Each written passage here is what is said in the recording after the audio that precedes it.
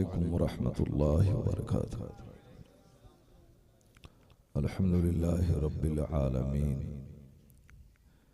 वल आक़िबतु लिल मुत्तक़ीन वस्सलातु वस्सलामु अला सय्यिदिना मुहम्मदिन खातिमिन नबिय्यीन व अला आलिहि व अस्हाबिहि अजमईन। अम्मा बअद फ़अऊज़ु बिल्लाहि मिनश शैतानिर रजीम। बिस्मिल्लाहिर रहमानिर रहीम। मुहम्मदुर रसूलुल्लाह सदक़ल्लाहुल अज़ीम व सदक़ रसूलुहुन नबियुल करीम। एक बार आक़ाए दो जहां शफ़ीए आसियां ख़ातिमे पैग़म्बरां सय्याहे लामकां जनाब मुहम्मदुर रसूलुल्लाह सल्लल्लाहु अलैहि वसल्लम की बारगाह बेकस पनाह में नजराने दरूद पेश करने की सआदत हासिल करें। पढ़ें अल्लाहुम्मा सल्लि अला सय्यिदिना व मौलाना मुहम्मदिन मअदनिल जूद वल करम व आलिहि व बारिक व सल्लिम सलातों व सलामन अलैका या रसूलल्लाह।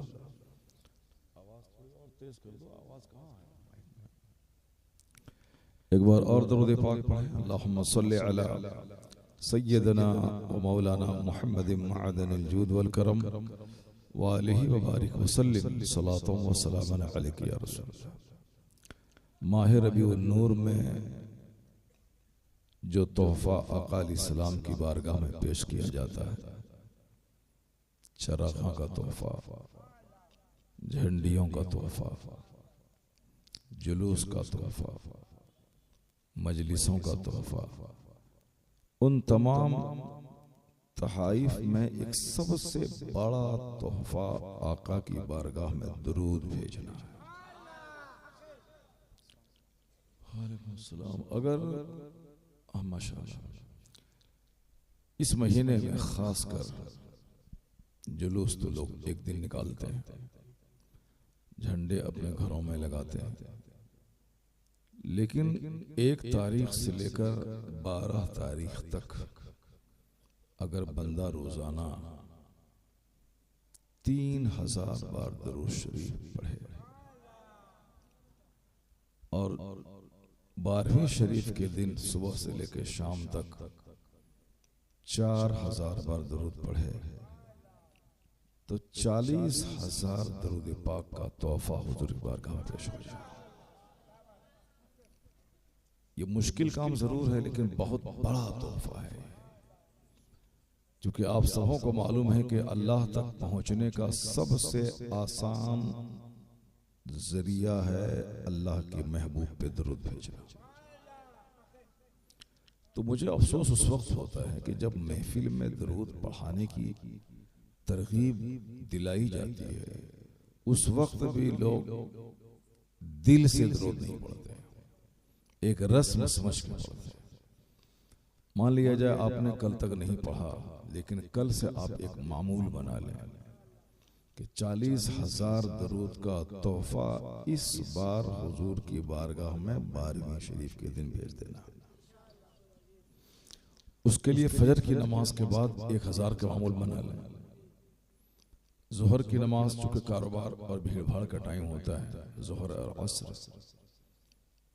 तो मगरिब के बाद कम से कम 1000 बार पढ़ लें, असर के बाद 500 बार पढ़ लें, जोहर के बाद 500 बार पढ़ लें और इशा की नमाज के बाद जो तादाद बाकी रह जाए उसको पूरी कर लें। सुभान अल्लाह। एक बुजुर्ग 40,000 बार रोजाना दरूद भेजते थे और इनाम ये मिला कि आलमे बेदारी में हुजूर का दीदार करते थे। हालांकि ये मुश्किल काम जरूर है, लेकिन जो काम करने का आदी हो जाता है तो वह काम उसके लिए आसान हो जाता है। सल्लल्लाहु अलैहि वसल्लम छोटा सा दरूद है और इसको 10,000 डेली पढ़ना कोई मुश्किल काम नहीं है। दुकान में बैठे हुए हैं, अब ग्राहक नहीं आ रहा है, फुर्सत का टाइम है, तस्बीह हाथ में लिया, दरूद पढ़ने लगे। और ये काम दुकान में बैठे हुए कई बार हो सकता है, नमाज पढ़ने के लिए आए, नमाज पढ़ने के बाद 10 मिनट का टाइम निकालकर उसी जगह बैठे बैठे सल्लल्लाहु अलैहि वसल्लम 500 बार पढ़ लिया, 10 मिनट में हो जाएगा। तो जो काम सबसे ज्यादा कारगर हो, तकरीर करना ये भी अच्छा काम है, तकरीर सुनना ये भी अच्छा काम है, लेकिन इस मौसम में खैर में सबसे बड़ा काम है हुजूर पे दुरूद भेजना। इस पर अगर आपने तवज्जो दी तो आप देखेंगे कि मुश्किलों की जड़ें कैसे कट जाती हैं, मुसीबतें कैसे दूर होती हैं, और दुआएं कैसे कबूल होती हैं, और किस तरह आपका रिश्ता हुजूर से पुख्ता और मजबूत हो जाता है। जब मदीने की तरफ लौ लगाकर आका अलैहिस्सलाम के रोज़े पुरनूर को निगाहों के सामने समझकर अगर आप दरूद भेजेंगे तो ऐसा लगेगा जैसे कि हुजूर बनफ्स नफीस आपके दरूद को सुनकर आपके सलाम का जवाब दे रहे हैं। चूंकि ये मुश्किल काम है, ये काम तो होगा नहीं। चिल्लाना आसान है, डीजे बजाना आसान है, जुलूस में हुल्लड़बाजी करना आसान है, दूसरों को चिढ़ाना आसान है, दूसरों के बारे में कुछ न कुछ बोलते रहना आसान है, खबीस मरदूद भाभी नजदी दियोबंदी ये सब करना बड़ा आसान है, मगर हुजूर की बारगाह में 10,000 दरूद पढ़ना एक मुश्किल काम है। इस काम को आसान बना दिया। बहुत ऑपरेशन हो चुका है। आला हजरत अपने जमाने के बहुत बड़े सर्जन का नाम है, उन्होंने सर्जरी कर दी है। आला हजरत के बेटे मुफ्ती आजम हिंद सारी जिंदगी आप सर्जरी करते रहे, वो सर्जन थे, और हम तो फिजिशियन भी नहीं है। अब फिजिशियन भी नहीं है तो सर्जरी का काम करना शुरू कर देंगे। साहब वो काफिर है, और पूछा जाए कि कैसे काफिर है, मौलाना साहब कहते हैं, मौलाना साहब लोग कहते हैं, जैसे वो 1.5 मुनाजरा नहीं किया, बोलता हम 150 मुनाजरा किए हुए, 1.5 मुनाजरा भी नहीं किया उसने, मगर 150 मुनाजरे की बात कर रहा है। जिसके पास आलमियत की डिग्री नहीं है, उर्दू का डिप्लोमा लेके मुफ्ती वक्त के सामने बैठ गया करके ये सब काम झोल झाल करता रहता है। जो आदमी बासलाहियत हो, जिसको सारे प्रॉब्लम्स मालूम है, उसका सॉल्यूशन वो जानता है, तो उसे चाहिए कि वो अपने हिसाब से उस टॉपिक पे काम करे। डॉक्टर अपना काम करे, इंजीनियर अपना काम करे, प्रोफेसर अपना काम करे, मास्टर साहब अपना काम करें, मौज़िन साहब अपना काम करें, इमाम साहब अपना काम करें, सारा काम सब बांट ली जाता है। नहीं कि मौज़िन भी वही काम कर रहा है, इमाम साहब भी वही काम कर रहा है, सारे लोग उसी काम के पीछे पड़े हुए हैं। हर डिपार्ट का एक्सपर्ट होता है, स्पेशलिस्ट होता है। तो जो स्पेशलिस्ट हैं सर्जरी करने के वो करें, शौक से करें, और जो स्पेशलिस्ट नहीं है, जिसको कुछ भी मालूम नहीं है, वो उस वादी में कदम नहीं रखें। हदीस में आया है कि मन ततब्बा बगैर इल्म, जो बगैर इल्म के तबावत करे, बगैर इल्म के तबावत मतलब दूसरों का इलाज करने लगे बगैर इल्म के, अगर मरीज मर गया तो फहवा जामिन, उसकी मौत का जिम्मेदार है वो, उससे तावान वसूल किया जाएगा। जैसे किसी की गोली से कोई मर जाए तो उसका जिम्मेदार वो गोली चलाने वाला होता है, उसी तरह बगैर इल्म के अगर कोई डॉक्टर मरीज का इलाज करे और मरीज मर जाए तो उसका जिम्मेदार वो डॉक्टर होगा, उससे तावान लिया जाएगा। तो अब जो बगैर इल्म के इलाज करे और जो बगैर इल्म के सर्जरी शुरू कर दे, और बगैर इल्म के वो रद्द शुरू कर दे, जिसको ठीक से उर्दू भी नहीं आती आजकल वो भी रद्द शुरू कर दिया है। रद्द के लिए स्पेशलिस्ट लोग रहे, वो अपना काम करें और बस हो गया, रद्द हो गया कि साहब वो इस्लाम से खारिज है, ठीक है। अब मैं तो मोमिन हूं, आप तो मोमिन हैं। अब आपको इस टॉपिक पे बैठ के गौर करना होगा कि एक मोमिन को क्या करना चाहिए, मोमिन की क्या जिम्मेदारी है। और ऐसा नहीं है कि 24 घंटे खबीस खबीस बकते रहें और आप जन्नत चले जाएं। आप नमाज नहीं पढ़ें, रोजा नहीं रखें, हज ज़कात नहीं अदा करें और 24 घंटे आप उसी वजीफा को लिए हुए रहें, तो उससे सिवाय आपके अमाल की तबाही के कुछ नहीं होने वाला। और जो कहता है कि तवाइफ के कोठे पे मर जाए सुन्नी तो जन्नती है, और साहब कोई गुस्ताखे रसूल काबा में मर जाए जहन्नमी है, सुनने में बहुत अच्छा लगता है। जाहिलों को बेवकूफ बनाने के लिए, आलिमों को जलील और रुस्वा करने के लिए, अपनी जबान को गंदी बनाने के लिए ये जुमले तो हैं, मगर इससे भी ज्यादा मुहज्जब जुमले हैं जिसका इस्तेमाल किया जा सकता है। मगर लोगों ने सुना 50 साल से, अब कोई बोलने वाला नहीं रहा। साहब इस तरह के खतरनाक जुमले क्यों इस्तेमाल करते हैं? ये भी तो कह सकते हो कि जो मोमिन बदअमल होके मरा, अगर हालत ईमान में मरा है तो बख्शिश की उम्मीद है। या तो पहले ही दिन से अल्लाह उसको माफ कर दे एहसान करते हुए, फजल फरमाते हुए, या उसके जराइम की सजा उसको देने के बाद उसको माफ करके जन्नत में दाखिल करेगा। एक सेकंड जो अजाब मरने के बाद होगा, वो एक सेकंड दुनिया के 50,000 साल की बारी। ऐसा नहीं कि सजा काटने के बाद जन्नत चले जाएंगे तो साहब कम से कम जन्नत हो जाएंगे। दुनिया का एक दिन नहीं, दुनिया का 50,000 साल यहाँ का, अब मरने के बाद की दुनिया का एक दिन। अब अगर एक सेकंड भी किसी को अजाब वहां होता है आग में जलाने, तो आप समझ सकते हैं कि दुनियावी काउंटिंग के हिसाब से कितने साल हो जाएंगे। सोचता नहीं है, बस आया मुंह में वक्त दिया। अब अगर ये बोलते हैं कि तवाइफ के कोठे पे मर जाए सुन्नी जन्नती है, क्या बोलना चाहते हैं आप? समाज को क्या मैसेज देना चाहते हैं आप? लोगों को क्या बताना चाहते हैं? खूब शराब पियो, खूब जना करो, खूब बदकारी करो, जन्नत तो पक्की है तुम्हारी। जबकि ये समझना चाहिए उसे कि जो आज मोमिन है वो कल काफिर हो सकता है। बेशुमार लोग समाज के हैं जो कल मोमिन थे, सुन्नी थे, आज काफिर हो गए। हमारे ही लोग हैं जो नए नए फिरकों में जा रहे हैं। मिसबाही कहलाने वाले सहाबी रसूल अमीर मुआविया रज़ी अल्लाह ताला अन्हु को मुनाफिक कहने पे आ गया, अब मुनाजरा करने के लिए आ गया। ये तो वो आ गया, लेकिन ये मामला किसी के साथ हो सकता है। जिस तरह चटियल मैदान में एक पत्ता, हवा जिधर की चलती है पत्ता उधर ही पलट जाता है, उसी तरह ये आदमी का दिल है।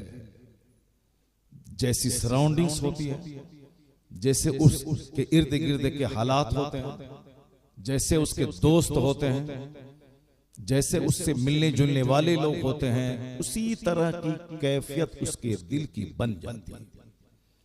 इसलिए आका इस्लाम ने फरमाया कि अर रजुलु अला दीन खलीली, मोमिन एक आदमी अपने दोस्त के दीन पर होता है। फल यंजुर अहदुकुम मन युखालिल, तो तुम में से कोई ये देखे कि जिससे दोस्ती कर रहा है वो कौन है।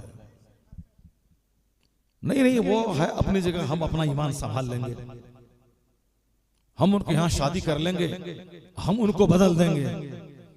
जबकि उस बेवकूफ को मालूम नहीं कि लाखों लोग यही कह करके रिश्तेदारी उसके यहां किया, ये तो उसको बदल नहीं सका, बल्कि सारे के सारे बदल गए, खुद बदल गए। तो अब ये कल मोमिन था, आज काफिर हो गया। कल आशिक रसूल था, आज गुस्ताखे रसूल हो गया।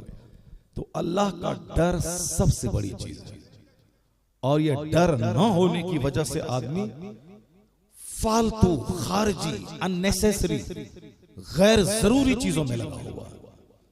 जो बेसिक चीटर सब्जेक्ट है, जो बुनियादी चीज है, उस पे हर मोमिन को नजर रखनी चाहिए। ईमान सबसे बड़ी दौलत है।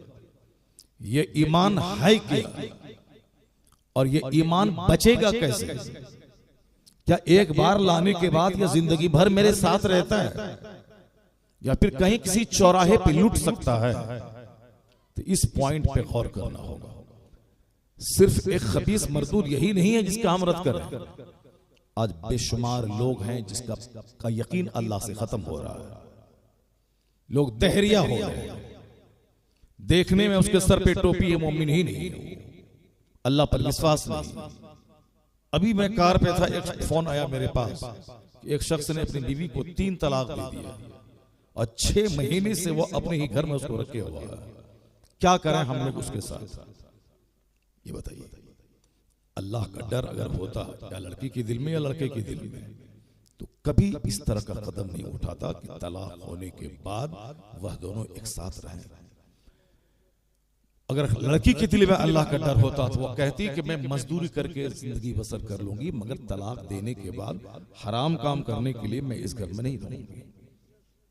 अगर लड़का के दिल में डर होता, बोलता मैं जेल में चला जाऊंगा, ठीक है मैंने तलाक दिया, मैं जेल में चला जाऊंगा, जेल में जाऊंगा 3 साल रहूंगा, मगर अगर मैंने हराम को हलाल समझ लिया तो फिर तो दुनिया भी गई और सदा के लिए आखिरत भी गई। दुनिया में कितने दिन तक जिंदा रहना है? 70, 80, 90 साल। 90 साल 9 सेकंड भी नहीं है अल्लाह के नजदीक। अल्लाह का डर ही खत्म हो गया। सब पागल है पैसा के पीछे। कोई बुलेट खरीद के बोलता हम कामयाब हो गए, कोई साहब इनोवा क्रिस्टा खरीद के सोचता हम कामयाब हो गए, कोई एक बिस्सा एक कट्टा जमीन खरीद के सोचता है कि हम पिस्मार खां बन गए, कोई साहब एक तो मॉल बना के बोलता है हम बहुत बड़े बन गए, कोई फॉर्च्यूनर खरीद के सोचता है कि हम सबसे बड़े रईस निजामाबाद के हो गए। तुम्हारे पास एक फॉर्च्यूनर है। आज ही मैंने एक रिपोर्ट पढ़ी है कि एक बंदा के पास 7000 कारें हैं। 7000 कार एक आदमी के पास। उनके सामने तुम्हारी एक फॉर्च्यूनर की क्या हैसियत है? तुम्हारा घर 5 कट्टे में है, एक आदमी का घर 5 एकड़ में। क्या हैसियत है तुम्हारी उसके सामने? जो आदमी आज अंधा हो चुका, मफाद परस्त, खुद गर्ज, मौलाना बगल में खड़ा है, कोई सलाम नहीं करता है, बाजू में कोई डकैत खड़ा है, उस पर सलाम ठोके जा रहा है। क्यों? डकैत से उसका मफाद वाबस्ता है। मौलाना है वो अपना काम करें, हमको से क्या मतलब? हाँ, अगर मौलाना से काम पड़ गया फिर वो उसका तलवा चाटेगा, फिर उसका जूता उठाएगा, फिर उसके पास आकर के उनका सर जबरदस्ती खींच करके अपने सर पे रखेगा, और अगर मतलब नहीं है तो सलाम तक नहीं करेगा। मतलब डकैत से वाबस्ता उसको सलाम करेगा। जैसे कि इंसान के समाज में सबका दिल मर चुका हो, मरना ही नहीं है उसको, जैसे सब दिन रहना है, बस एक मुकाबला है मकान का। अरे जैसे चाहो जियो, कुछ नहीं होता है। मौलाना आया अपना काम करेगा चला जाएगा, कोई 1 रुपया देने वाला नहीं है। कमाओ जैसे हो, हराम से हलाल से चोरी करके, डकैती करके, मदरसे का पैसा मार के, मस्जिद का पैसा मार के, सूद खा के, जैसे हो कमाओ। ये सोचता है कि एक दिन झंडा उठा लो 12वीं शरीफ का, सब गुनाह माफ हो जाएंगे। साहब एक दिन महफिल में आ जाओ, 1 घंटा बैठो, सुभान अल्लाह अल्हम्दुलिल्लाह बोलो, सारे गुनाह माफ हो जाएंगे। अगर ऐसा ही हो जाता है, झंडा उठाने से सारे गुनाह माफ हो जाते हैं, और महफिल में आके 1 घंटा बैठने सारे गुनाह माफ हो जाते हैं, अल्लाह माफ करने वाला है, माफ कर देगा। ये भी तो समझ ले कि अल्लाह रोजी देने वाला है, अल्लाह ताला रोजी दे देगा। चाहे हम दुकान में बैठे नहीं बैठे, अल्लाह रोजी को पहुंचा देगा। चाहे मैं खेती बाड़ी करूं या नहीं करूं, अल्लाह मुझे दे देगा। चाहे मैं पढ़ूं या नहीं पढ़ूं, अल्लाह चाहेगा हमको डीएम बना देगा। चाहे मैं स्टडी करूं या नहीं करूं, अल्लाह ताला मुझको बहुत बड़ा फकीह और बहुत बड़ा मुहद्दिस और बहुत बड़ा मुसन्निफ बना देगा। नहीं, ये बहुत अक्लमंद है। ये जानता है कि अल्लाह रोजी देने वाला है, मगर मुझको दुकान में 8 घंटे बैठना होगा। वो जानता है कि अल्लाह रोजी देने वाला है, मगर मुझको खेती बाड़ी करनी होगी। वो जानता है कि अल्लाह रोजी देने वाला है, मगर मुझको 30 साल तक स्टडी करनी होगी।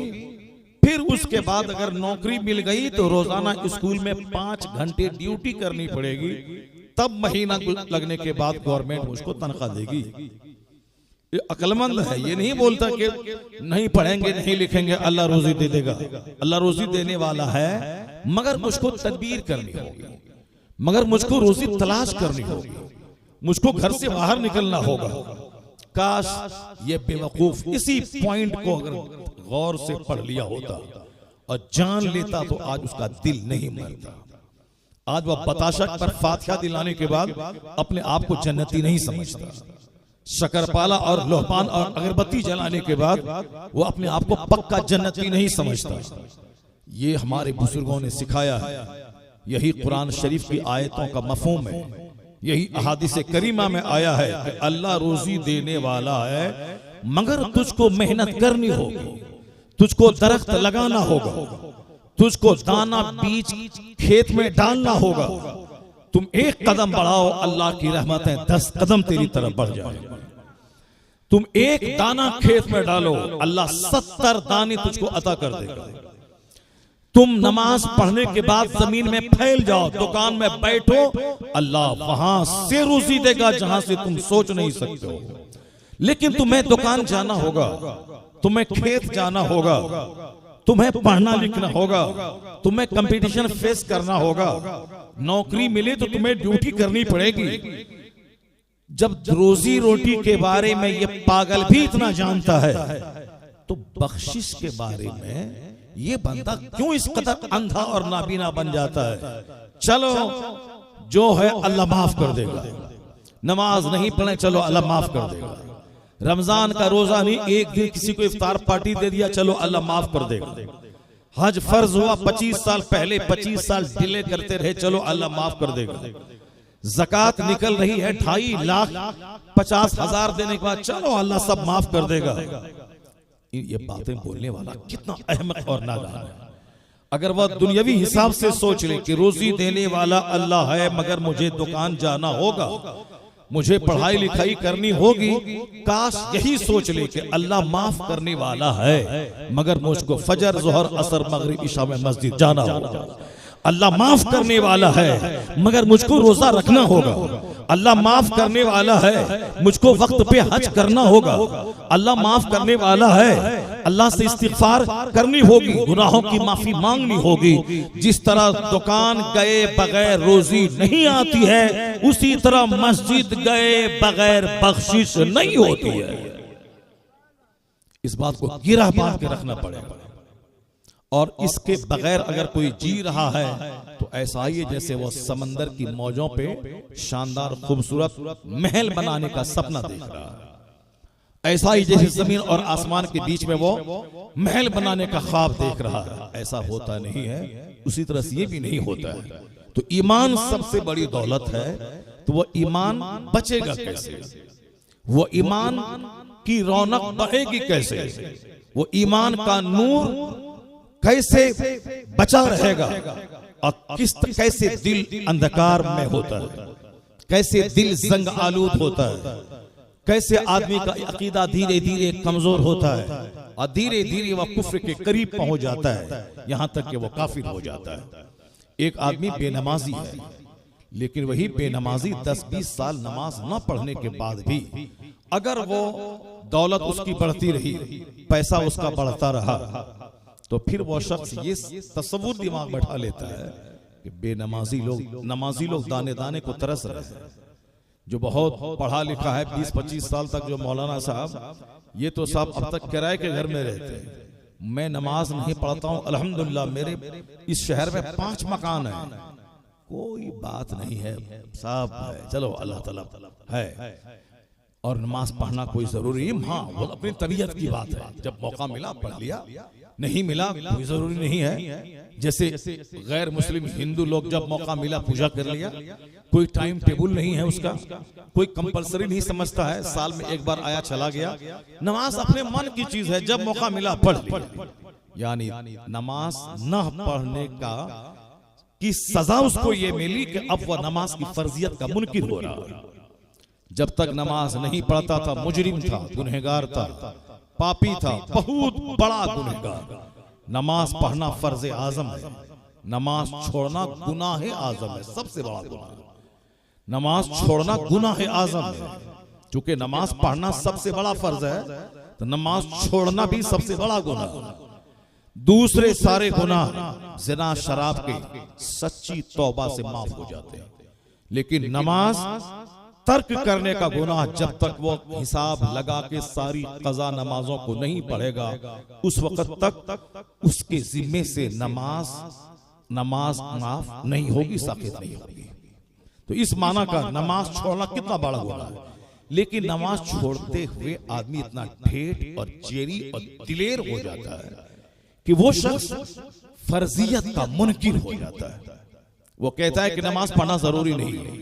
नमाज पढ़ने वाला 15 साल से परेशान है, नमाज पढ़ने से क्या मिलता है। जैसे अभी 5 महीना पहले एक नमाजी बाप का बेनमाजी ग्रेजुएट बेटा ये बोलता था कि अल्लाह ताला हमको क्या दिया है जो हम नमाज पढ़ेंगे, अल्लाह ताला हमको क्या दिया है जो नमाज पढ़ेंगे। वो कौन है? ग्रेजुएट है। और हम लोग ग्रेजुएट की बड़ी इज्जत करते हैं। सामने कोई कुरान पाक पढ़ रहा है 15-20 साल से मदरसे में, नमाज पढ़ता है 5 साल की उम्र से, कोई सम्मान कोई इज्जत नहीं, चूंकि माल उसके पास नहीं है। और ये ग्रेजुएट है। अब उसके लिए साहब हम तारुफ भी कराते हैं कि ये साहब इन्होंने ज्योग्राफी में ऑनर्स किया, इन्होंने अंग्रेजी में MA किया, इन्होंने साहब साइंस में इन्होंने MSc किया, ये साहब फला कॉलेज के प्रोफेसर है, ये फला मस्जिद के इमाम है।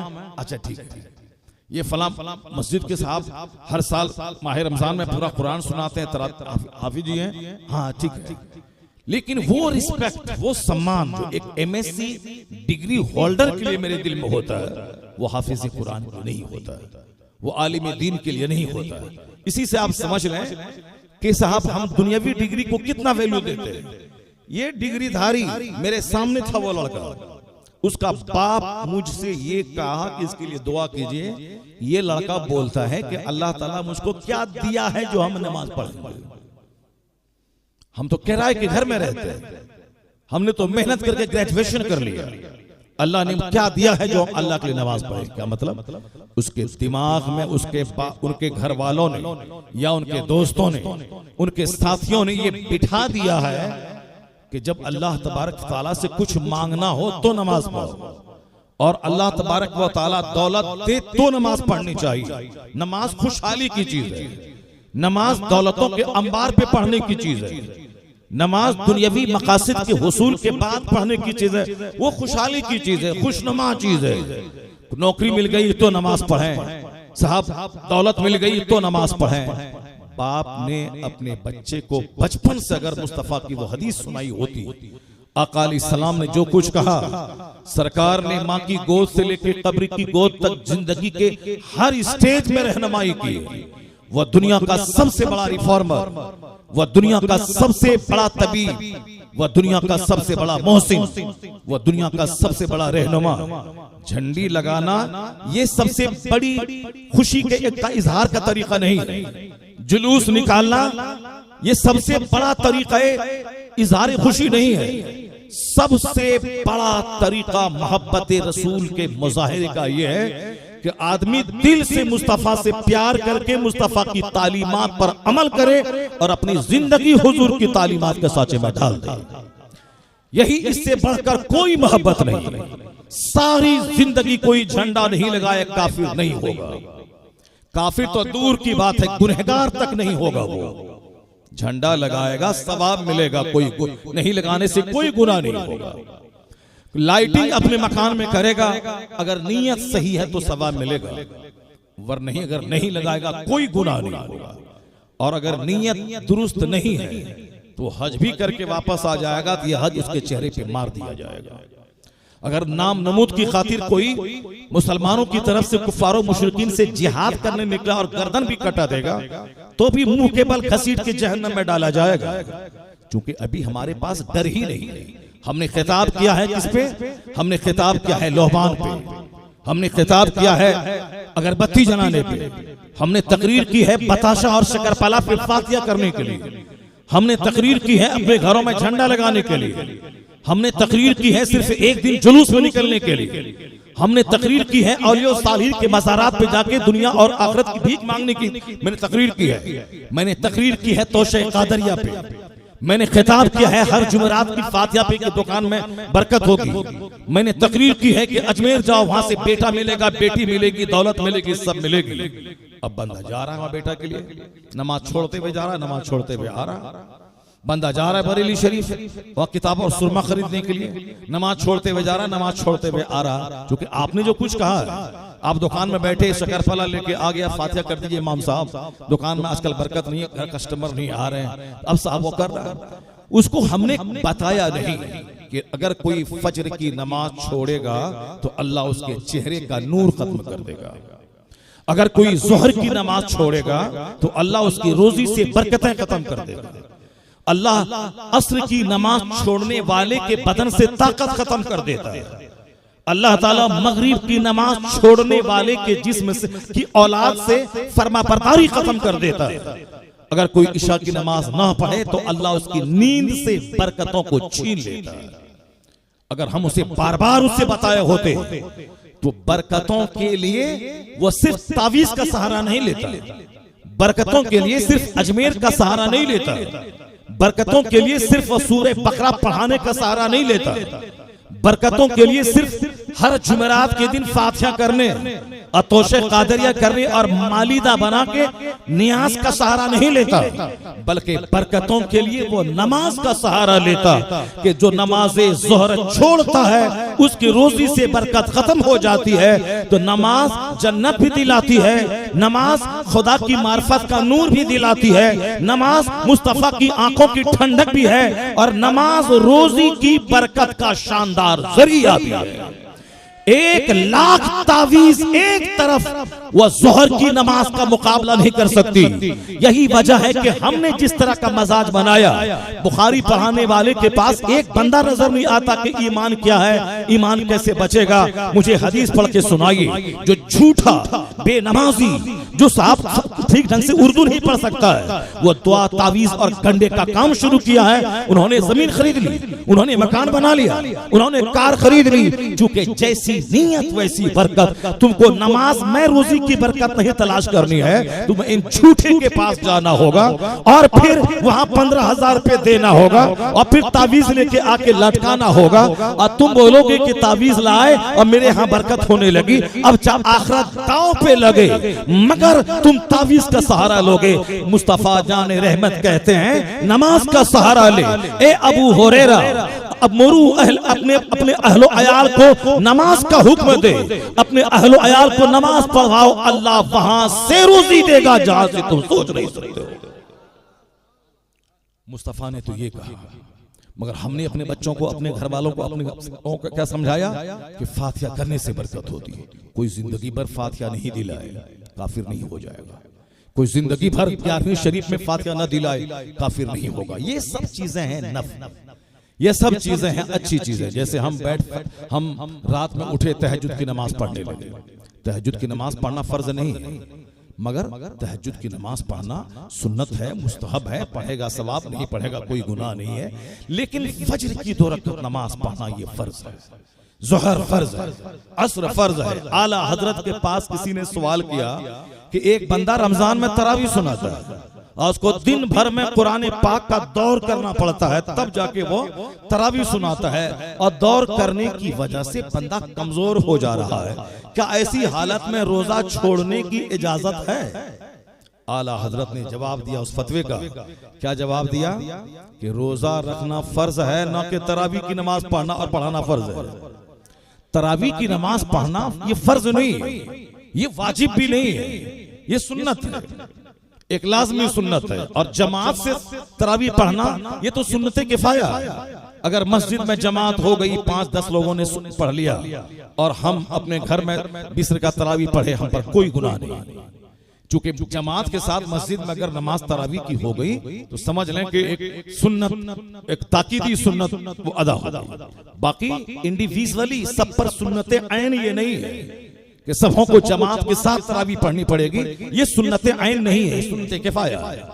जमात हो गई मस्जिद में, जमात का कर्ज अदा हो गया, बाकी इंडिविजुअली सब पर पढ़ना सुन्नत है, वो जहां चाहे पढ़े। तो इसका मतलब ये निकला कि जो तरावी वाजिब भी नहीं है और उसके लिए रमजान का रोजा छोड़ के कुरान का दौर करके सिर्फ तफाखुर फख्र की खातिर या 2 टका कमाने के लिए रोजा जैसी फर्ज इबादत को छोड़ना ये किसी भी तरह दुरुस्त नहीं है। बेहतर है कि या तो वह दौड़ करे और रोजा भी रखे और तरावी भी पढ़ाए, चूंकि मुस्तफा फरमाते हैं सुमू तसहु, रोजा रखो सेहतमंद हो जाओगे। ये कहता है दौड़ करने से रोजा रखेंगे कमजोर हो जाएंगे, ये इनका ये झूठा है। मुस्तफा सच्चे हैं, मुस्तफा कहते हैं रोजा रखो सेहतमंद हो जाओगे। और सरकार आला हजरत ने वो हदीस पाक कोट की। हम लोग तो सिर्फ यही हदीस पढ़ते हैं अक्सर बेशतर रोजे का साइंटिफिक बेनिफिट बताने के लिए सुमू तसह हो, लेकिन इसके आगे पीछे और कुछ जुमले हैं। वो हदीस पाक असल हदीस ये है, आका फरमाते उग़ज़ू तग़नमू, गज़वा करो, जिहाद करो।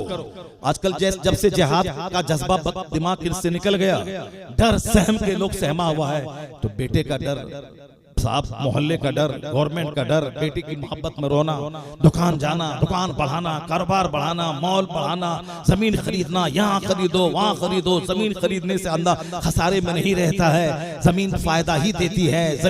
जमीन में पैसा लगा दो, जमीन कभी घाटा नहीं देती है। ये जमीन जमीन जमीन कर रहा। और हुजूर कहते हैं फला तत्तखिज़ू ज़ैअता फतरग़बू फ़ीहा, मुस्तफा फरमाते हैं जमीन और असासे की खरीदारी के पीछे मत पड़ो, वरना उसी में लथपथ हो जाओ। और ये हमारा जाती तजर्बा है कि जिसने भी जमीन की खरीदारी को अपनी जिंदगी का मकसद बनाया, वो हमेशा जमीन जमीन जमीन, इस प्लॉट के बाद वो प्लॉट, वो प्लॉट के बाद वो प्लॉट, वो जी भर के ना खा सका, जी भर के ना सो सका, जी भर के ना उसका चेहरा तरोताजा रहा, जमीन जमीन करता रहा। उसी हालत में बीच चौराहे पे चक्कर आया, अटैक आया, गिरा, मर गया, न इबादत की लज्जत हासिल कर सका और न ही दुनियावी राहत मिल सकी। दुनिया में भी परेशान रहा, उसी में लथपथ होके मर के जहन्नम चला गया। वला तत्तखिज़ू ज़ैअ, असासा जमीन सोना चांदी की खरीदारी के पीछे मत पड़ो। जरूरतन आदमी ले लिया, घर बनाना है, पैसे हैं, एक कट्ठा ले लिया, अपना घर बना लिया। जरूरतन जमीन खरीदे, जमीन खरीदने को आदत में बना ले, और साहब अपनी जिंदगी की सबसे बड़ी हॉबी न बना ले, जिंदगी का सबसे बड़ा मकसद न बना ले, वरना चैन से दुरूद पढ़ना भी नसीब नहीं होगा, चैन से सजदा करना भी नसीब नहीं होगा। सजदे में भी जमीन को भूल नहीं पाएगा, रात नींद की हालत में भी जमीन को भूल नहीं पाओगे, उससे फुर्सत नहीं मिलेगी। फतरग़बू फ़ीहा, उसकी तरफ राग़िब हो जाओगे, माइल हो जाओगे, उससे छुट्टी नहीं मिलेगी। जरूरतन मकान बनाए, जरूरतन जमीन खरीदे, जरूरतन अपने घर में सामान रखे, उसको घर को मॉल नहीं बनाए। घर में जरूरत है 10 प्लेट की 50 प्लेट खरीद के उसको नुमाइश नहीं बनाए। घर में जरूरत है साहब 10 गिलास की 50 गिलास खरीद के शोकेस में लगा के उसको नुमाइश ना बनाए। जरूरतन बेड लगाए, जरूरतन खाना, जरूरतन प्लेट खरीदे, जरूरतन घर में सामान खरीदे। जरूरत से हट के फैशन में अगर पड़ा तो होगा वही जो करोड़ों के फ्लैट में रहने वाला फिल्म एक्टर जो जहर खा के मर रहा है। जिम में जाकर के एक फिल्म का एक्टर सेहत ढूंढने जाता है, वह मौत उनका पीछा करते हुए वहां चली जाती है। यहाँ तक कि हिंदुस्तान का अरबों में खेलने वाला अपना देश छोड़ के बाहर जाके देशद्रोही भगोड़ा कहलाता है, मगर वह दूसरों के मुल्क में जाके शरण लेता है। अगर गवर्नमेंट का ज्यादा दबाव पड़ा तो फिर वो जहर खा के मर जाता है। तो अब जब लोग मरने लगे, कोटा जाते हैं मेडिकल कॉलेज, मेडिकल की तैयारी करने के लिए, हर महीने 10 लाश कोटा के कोचिंग सेंटर से निकल रही है, वहां के साहब लॉज से 10 लाशें निकल रही है। चूंकि बाप भेजा था मेडिकल की तैयारी करने के लिए, बंदा को लगता है कि मैं मेडिकल नहीं कंप्लीट कर पाऊंगा, तो बाप की उम्मीदों पे खरा नहीं उतर पाऊंगा, तो मुंह क्या दिखलाऊंगा माँ बाप को, तो मौत ही में आफियत समझता है, वो जहर खा के मर जाता है। तो कोचिंग सेंटर में मौत है, एक हॉस्पिटल चलाने वाला डॉक्टर वह मौत तलाश कर रहा है, साहब एक मिनिस्टर मौत खोज रहा, साहब एक शहर में 50 एकड़ जमीन रखने वाला वो जहर खा के मर रहा है, तो तुम छोटे से घर की तमन्ना करने वाले तुम्हारा क्या हाल होगा।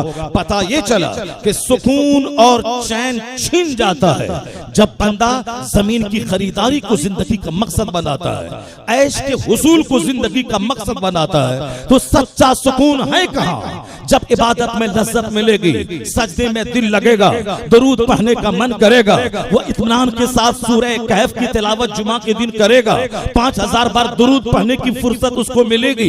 तो कहाँ है वो, किस रास्ते में है? तर्के दुनिया में इबादत की लज्जत है। और सुकून और चैन अल्लाह ने माल की खरीदारी में नहीं रखा है। अला बिज़िक्रिल्लाह तत्मइन्नुल कुलूब, जान ले जहां अल्लाह का जिक्र है वही सुकून है, जहां तिलावत है वही सुकून है, जहां जिक्र इलाही है वही अल्लाह ने सुकून कल्ब रखा है। इससे हट के नहीं है सुकून, इससे हट के नहीं है चैन। चैन देने वाला अल्लाह है, सुकून देने वाला अल्लाह है। तो सुकून मुस्तफा की गुलामी में है, सुकून पैगंबर आजम की तालीमात पर अमल करने में है, सुकून सरकार दो जहां की बारगाह में कसरत से दुरूद पढ़ने में है, सुकून आका अलैहिस्सलाम की नाराजगी से बचने में है, सुकून मुस्तफा की खुशी ढूंढने में है। मुस्तफा की पैरवी का नाम मतलब वमन युतिइर रसूल फक़द अता अल्लाह, जिसने रसूल की बात मानी उसने अल्लाह की बात मानी, जिसने रसूल की इताअत की उसने अल्लाह की इताअत की। अल्लाह ने जन्नत भी मुस्तफा की गुलामी में रखा है और दुनिया की राहत भी मुस्तफा की गुलामी में रखा है और जिंदगी की मस्तियां भी मुस्तफा की गुलामी में रखा है। चेहरे की 4 मील मुस्तफा की गुलामी में है, बाल बच्चों की फरमाबरदारी मुस्तफा की गुलामी में है। मकान नहीं, किराए के घर में भी बहुत सारे लोग बादशाहों की तरह जीते हैं। किराए के घर में रहने के बावजूद चैन और सुकून उसकी जिंदगी में है। तो मकान खुद का खरीद लेने वाला जहर खा के मर रहा है, और किराए में रहने वाला इस तरह अपने घरों को इबादत से सजाया है कि हर सुबह शाम आसमान से फरिश्ता उनकी जियारत के लिए आ रहा है, उनसे मुसाफा कर रहा है। तो पता चला कि सुकून और चैन की तलाश में जो मैं मारे मारे फिर रहा हूँ, मकान चाहिए, गाड़ी चाहिए, साहब ये भी चाहिए, वो भी चाहिए, ये एक ला हासिल चीज है। सुकून इसमें अल्लाह ने नहीं रखा है। जिक्र इलाही, इबादत, कसरत से नमाजों की पाबंदी में अल्लाह ने सुकून कल्ब रखा है। 2 रकात नमाज पढ़ के देखें, 2 करोड़ रुपए कमाने के बाद वो चेहरे पे नूर नहीं आता है। वजू करके 2 रकात नमाज पढ़ने के बाद वो सुकून मिल जाता है। इसलिए जरूरी को जरूरी समझना होगा और जो गैर जरूरी है उसको गैर जरूरी समझना होगा। हम लोगों ने गैर जरूरी को जरूरी समझ लिया और हम लोगों ने अननेसेसरी को नेसेसरी समझ लिया, और उसी गैर जरूरी पे मेरा सारा फोकस है। मेरा सारा फोकस किस पे है? धागा पे। मेरा सारा फोकस किस पे है? मज़ारात की जाली में तागा पे है। मेरा सारा फोकस किस पे है? मज़ारात पे जाके वहां लोहबान धुआं जलाने पे। धुआं का टाइम हो गया, लोहबान का टाइम हो गया, यानी मगरिब से पहले पहले लोहबान जलाना है। साहब दुरूद पढ़ रहे हैं वहां खड़े होकर असर की नमाज के बाद, भाई मौलाना साहब जहां जगह खाली करो, यहाँ लोबान जलाया जाएगा। अभी मैं साहब अहमदाबाद में था, मस्जिद शाह आलम, वो दरगाह शाह आलम, वो साहब कुतुब आलम के शहजादे, इतने बड़े मुहद्दिस, इतने बड़े वली कामिल को जो चंद दिन के लिए बीमार पड़े और दरसे बुखारी देने से रह गए, तो उन दिनों में आका अलैहिस्सलाम तशरीफ ला के दरसे बुखारी देते रहे। और फिर बाद में जब पता चला कि वो तो मेरे शेख नहीं आका अलैहिस्सलाम थे, तो उस चारपाई को बतौर यादगार आज कई 100 साल से उस मस्जिद में लटका के रखा है। उसके नीचे तजर्बा से साबित है, नमाज पढ़ के जो दुआ की जाती है उस चारपाई के नीचे वो दुआ कबूल होती है। मैं वहां नमाज पढ़ रहा था, नमाज पढ़ने के बाद सलाम पेश कर रहा था, उधर से आया जाहिल वो धुआं लेकर के, अब बोला हटो हटो, धुआं का टाइम है, धुआं का टाइम है। अब साहब वो लोहबान जलना शुरू कर दिया। धुआं लेके रह गए तुम, लोहबान लेके रह गए तुम, अगरबत्ती लेके रह गए तुम, और नमाज लेके कौन रहा अपनी मस्जिद में? फजर के टाइम में जुमा जैसा मंजर उसकी मस्जिदों में, फजर के टाइम में जुमा जैसा मंजर उसकी मस्जिद में। और हमारे यहाँ जुमा के दिन भी मस्जिदें खाली है, क्योंकि हमारे यहाँ मजार पे भीड़ है। हमने फोकस मजार पे दिया, हमने लोहबान पे फोकस दिया, हमने अगरबत्ती पे फोकस दिया, हमने 11वीं के लंगर पे फोकस दिया, हमने 12वीं के जुलूस पे फोकस दिया, हमने झंडी पे फोकस दिया, हमने साहब कव्वाली पे फोकस दिया, हमने चादर पोशी पे फोकस दिया, हमने गुस्ले मजार पे फोकस दिया। इसलिए गुस्ले मजार के लिए लोग मुंतजिर हैं ताकि मजार के पानी को बोतल में बंद करें और अपने बीमार को पिलाएं। हदीस बुखारी में आया है कि तुम अपने बीमारों पे मौज़तैन पढ़ के दम करो, यानी कुल औज़ बिरब्बिल फलक कुल औज़ बिरब्बिन नास पढ़ के दम करो। लेकिन वहां साहब वहां लोबान जलाया जा रहा, वहां साहब अगरबत्ती सुलगाया जा रहा और साहब इलाज के लिए कब्र का पानी गुस्ल का पानी रख के पिलाया जा रहा है। और हुजूर ने कहा है कि इन दोनों सूरतों को लाजिम पकड़ ले, या दोनों सूरतें हैं जिससे कि जादू की गिरहें खुल जाती है, मगर चूंकि वो पढ़ना नहीं आता और ये काम आसान है, आसानी को पकड़ लिया। इसलिए एक सुन्नी मुसलमान तुम्हें देखना होगा कि कहां मुझसे चूक हुई है। मैं सिर्फ जबान से आला हजरत का नाम लेता हूं या फिर मेरा काम भी आला हजरत के फरमान के मुताबिक है। आला हजरत ने लिखा है कि कब्र पे सिर्फ एक चादर चढ़ी रहे ताकि पता चले कि अल्लाह के वली की कब्र है। चादर चढ़ाना रस्म मत बनाना। एक चादर जब तक बोसीदा ना हो जाए, जब तक पुरानी ना हो जाए, उसके बाद दूसरी चादर नहीं चढ़ाना। जरा आला हजरत आज से 100 साल पहले ऐसा फतवा दिया और आज देखिए हालात कैसे हो गए। आज चादर चढ़ाने की एक रस्म जारी हो गई। अब साहब चादर चढ़ाने की मिन्नत मांगी जाने लगी कि मेरा ये काम हो गया तो मैं रेशमी चादर चढ़ाऊंगा, मेरा ये काम हो गया तो वो काम चढ़ाऊंगा।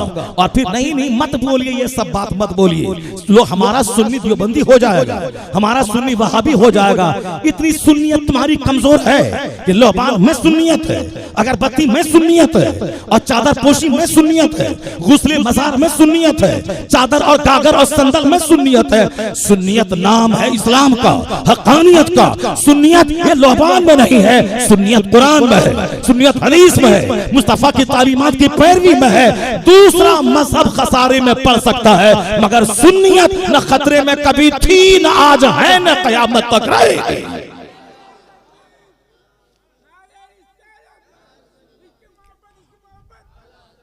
जुमा के दिन तकरीर करने के लिए आधा घंटा का टाइम मिलता है, उस आधे घंटे में भी नात शुरू कर दिया, उस आधे घंटे में भी साहब नज़्म शुरू कर दिया, उस आधे घंटे में भी किस्सा कहानी शुरू कर दिया। जबकि उस आधे घंटे में कुरान पाक की 3 आयतें सुनानी चाहिए, उस आधे घंटे मुस्तफा की 3 हदीस सुनानी चाहिए, ताकि हमारे आधे घंटे की तकरीर कुरान की आयत और हदीस की रिवायत से सज जाए, ताकि कौम को कम से कम हर जुमा के दिन कुरान पाक की 2 आयतों की तशरीह सुनने को मिले। बस लोबान जलाइए, अगरबत्ती जलाइए, चादर चढ़ाइए। आला हज़रत चीखते रहे कि एक चादर डालना, चादर चढ़ाने का रस्म मत बनाना। आला हज़रत कहते रहे कि कब्र का तवाफ करना हराम, कब्र को सजदा करना हराम, मगर हमने इस पर फोकस नहीं दिया। तो आज लोग कब्र को जैसे हमारा पांव लोग दबाते हैं, उसी तरह कब्र का पांव लोग दबा रहे हैं। आला हज़रत ने लिखा कि 4 हाथ दूरी पे रहना, नजदीक मत जाना, 4 हाथ दूरी पे रहना अदब है, डिसिप्लिन है। फातिहा पढ़ना, उनकी रूह को सवाब पहुंचाना, उनके वसीले से अपने लिए दुआ करना, फिर उल्टे पांव वहां से पलट जाना, यह दरबार का अदब है, अल्लाह के वली के आस्थाने का अदब है। ये देखिए हमने क्या कर दिया। कोई आदमी सट के बैठ जा रहा है, वो ऐसे ऐसे कब्र को दबा रहा है जैसे कि उस अल्लाह के वली का पैर दबा रहा है, और उससे भी जी नहीं भरा तो तवाफ कर रहा है, उससे भी जी नहीं भरा तो चूम रहा सजदा कर रहा है, उससे भी जी नहीं भरा तो साहब कब्र अनवर से चिमट जा रहा है, बाबा देना होगा। ये क्या है? हमने उर्स की हाजिरी को साहब क्या बना, पिकनिक पॉइंट बना दिया, और तो और मर्दों की हाजिरी का पॉइंट बना दिया।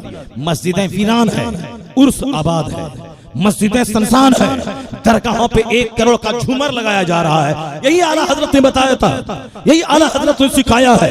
आला हजरत आशिक़े रसूल का नाम है, आला हजरत फकीह इस्लाम का नाम है, आला हजरत शेखुल इस्लाम वल मुस्लिमीन का नाम है, आला हजरत इस दौरे पुरफतन में इस्लाम की सुन्नियत की दलील का नाम है। आला हजरत से हटने वाला या तो वह फर्जी मौलाई बन जाता है, या राफिजी बन जाता है, या तफसीली बन जाता है, या शरीयत का दुश्मन बन जाता है, शरीयत का मुनकिर बन जाता है, या फिर वो साहब खारजी बन जाता है, अहले बैत अतहार का दुश्मन बन जाता है, या फिर वो गुस्ताखे रसूल बन जाता है। इसलिए इस दौर में अहले बैत से अगर सच्ची मोहब्बत हो, रज़ा का दामन थाम ले। सहाबा से मोहब्बत करनी हो, रज़ा का दामन थाम ले।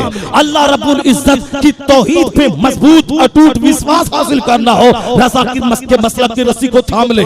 सारे सहाबा से प्यार करना हो, मसलक के आला हजरत की रस्सी थाम ले। और खुराफात, बिदअत, फर्जी करबला से बचना हो, फर्जी इमामबाड़ा से बचना हो, और साहब रोने और धोने की कहानी से बचना हो, तो आला हजरत के मसलक का दामन थाम ले। आला हजरत का मसलक फाइनेस्ट है, प्योरेस्ट है, प्योरिटी का पैगाम देता है। इस दौरे पुरफतन में हकीकी इस्लाम कहीं नजर नहीं आता, अगर आता है तो मसलक आला हजरत में नजर आता है। हकीकी इस्लाम जी, अल्लाह का डर जिसके दिल में हो, रसूल पाक से सच्चा प्यार जिसके सीने में हो, सहाबा कराम की इज्जत जिसके दिल में हो, अहले बैत अतहार की मोहब्बत जिसके दिल में हो, अमीर मुआविया रज़ी अल्लाह ताला अन्हु जैसे हाकिम जिन्होंने 20 साल तक मजहब इस्लाम का वो जबरदस्त काम किया, 20 साल बहैसियत गवर्नर, अब 20 साल बहैसियत हाकिम, उन्होंने जो काम किया कि साहब समंदरों में कश्तियां बनाकर, समंदरी जहाज बनाकर मुजाहिदीन को भेजकर अफ्रीका और यूरोप की वादी तक मुस्लिम मुजाहिदीन को पहुंचा के मुस्तफा की अजमत का झंडा लहराने का काम उन्होंने किया। अब उनको उनके बेटे की शरारत की वजह से मुनाफिक कहा जा रहा है, उनको काफिर कहा जा रहा है। सिद्दीक अकबर जो अफजलुल बशर बादल अंबिया, उनको काफिर कहा जा रहा है। हजरत उमर फारूक जिसके बारे में यूरोप का एक दानिश्वर कहा था, if any second Umar would in the world, अगर दूसरा उमर दुनिया में और पैदा हो गया होता तो पूरी दुनिया में इस्लामी सल्तनत कायम हो गई होती। वो उमर फारूक आजम जिसके रफाही काम आज भी लोगों के लिए आइडियल है। डाक का निज़ाम साहब, डाक का निज़ाम, सफाई का निज़ाम, और साहब औरतों के वजीफे का निज़ाम, हामिला औरतों के वजीफे का निज़ाम, दूध पिलाने वाली औरतों के वजीफे का निज़ाम, यहाँ तक के जो बहुत दिनों तक दीन का काम किया हो उन ज़ईफों के वजीफे का निज़ाम जो उमर फारूक आज़म ने दिया है। आज भी मैं तो आज से 25 साल पहले कोई निज़ाम न देखा इंडिया में कि हामिला औरत के लिए कोई पेंशन हो, दूध पिलाने वाली औरत के लिए कोई पेंशन हो। ये भी पिछले 15 साल 20 साल से जारी हुआ है। 35-40 साल पहले कोई सिस्टम इंडिया में नहीं था, लेकिन आज उसको वक्त की जरूरत महसूस करते हुए औरतों के लिए इन पेंशन का इंतजाम हुआ। तो जो इंतजाम आज इन कमजोर खवातीन के लिए हुआ है, ये सिस्टम उमर फारूक ने 1400 साल पहले दुनिया को अता फरमाया। दुनिया का सबसे बड़ा हाकिम जो ईरान को जेर किया हो, जो रूम को फतह किया हो, ये खबीस मरदूद उस उमर फारूक आजम को काफिर कहता है। हजरत उस्मान गनी जो साहिबे हिजरतैन है, जिन्होंने हिजरत की है, पहली हिजरत मक्का में करोड़ों की दौलत छोड़कर हबशा की तरफ हिजरत की हो, फिर दूसरी हिजरत उन्होंने हबशा से मदीना की तरफ की हो, जिसे साहिबे हिजरतैन कहा जाता है। यानी अल्लाह की खातिर दीन बचाने के लिए अपना वतन छोड़ना, माइग्रेट करना, ये हिजरत करना, ये बहुत कोई नहीं करेगा। 1 करोड़ की संपत्ति छोड़ के दीन बचाने के लिए चला जाए। यहाँ दीन इतना कमजोर हुआ कि एक लड़की का खूबसूरत चेहरा हमारे बेटों का ईमान लूट रहा, एक लड़की का खूबसूरत चेहरा हमारे बेटे का ईमान लूट रहा, और एक लड़के का स्मार्ट चेहरा मेरी बेटी का ईमान लूट रहा, और चंद टके की नौकरी हमारे बेटे को काफिर बना रही है, और चंद सिक्के की लालच मेरी बेटी को मुशरिका मुर्तदा बना रही है। यानी इसलिए कि उनके बाप ने उनको बताया है कि पैसा कमाओ, मकान बनाओ, गाड़ी खरीदो, पैसा रहेगा तो सारे लोग सजदा करेंगे।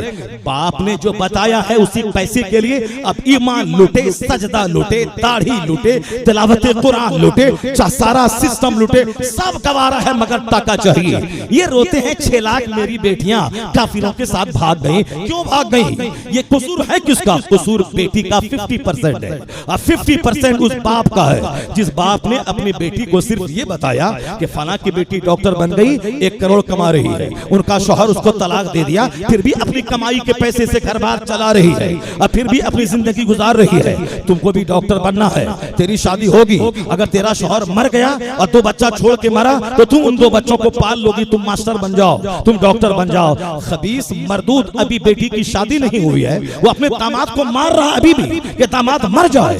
अल्लाह पे जब यकीन कमजोर होता है तो इसी तरह सारा फोकस बंदा रोजी पे कर डालता है कि सुबह मर जाए तो अगर बाप मर जाए तो तुम पढ़ लिखने के बाद तुम घर चला लोगी, तुम चला लोगी, यानी तुम चलाओगी, अल्लाह नहीं चलाएगा। 10 बच्चा छोड़ के जो मरा अल्लाह इज्जत की रोजी उसको दिया।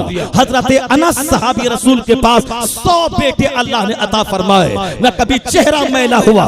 सरकार गौसे आजम को अल्लाह ने 49 औलाद दी मगर कभी चेहरा मैला नहीं हुआ। पूछ जनाब अनस से, पूछो जनाब गौसे आजम से, 100 बेटों की मौजूदगी में चेहरा क्यों हरा भरा है, आखिर उनकी रोजी की फिक्र क्यों नहीं है? जवाब देगा, पढ़ कुरान, मेरा पैदा करने वाला रब कहता है वमन यतवक्कल अलल्लाह फहुव हस्बुह, जो अल्लाह पे भरोसा करता है अल्लाह उसके लिए काफी हो जाता है।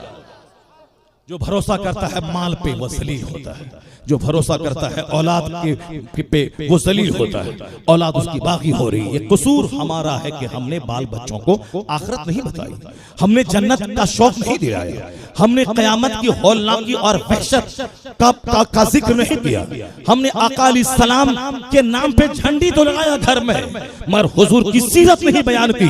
आका अलैहिस्सलाम के चूल्हे में 2-2 महीने तक आग नहीं सुलगती थी, आका अलैहिस्सलाम सिर्फ खजूर और पानी पे गुजर बसर होता था। ये सीरत का चैप्टर हमने वहाबी का हिस्सा छोड़ बना दिया, सीरत का ये चैप्टर हमने दियोबंदी का चैप्टर बना दिया कि दियोबंदी बयान करेगा, वहाबी बयान करेगा, और हम क्या बयान करेंगे? बस झंडा लगाओ, चाहे अमल चाहे जैसा भी हो, चाहे बेटा बेटी वह बर्बाद हो जाए, उसका ईमान लूट जाए, चाहे पीर साहब की बेटी काफिरों के साथ भाग जाए। मैं बताया कि गुजरात में एक सैयद साहब पीर साहब की बीवी 4 बच्चे की माँ, वह सामने वाले एक टेलर मास्टर फटीचर क्लास के आदमी के साथ भाग गई। सारे शहर के मुसलमानों का सर शर्म से नीचा हो गया, झुक गया।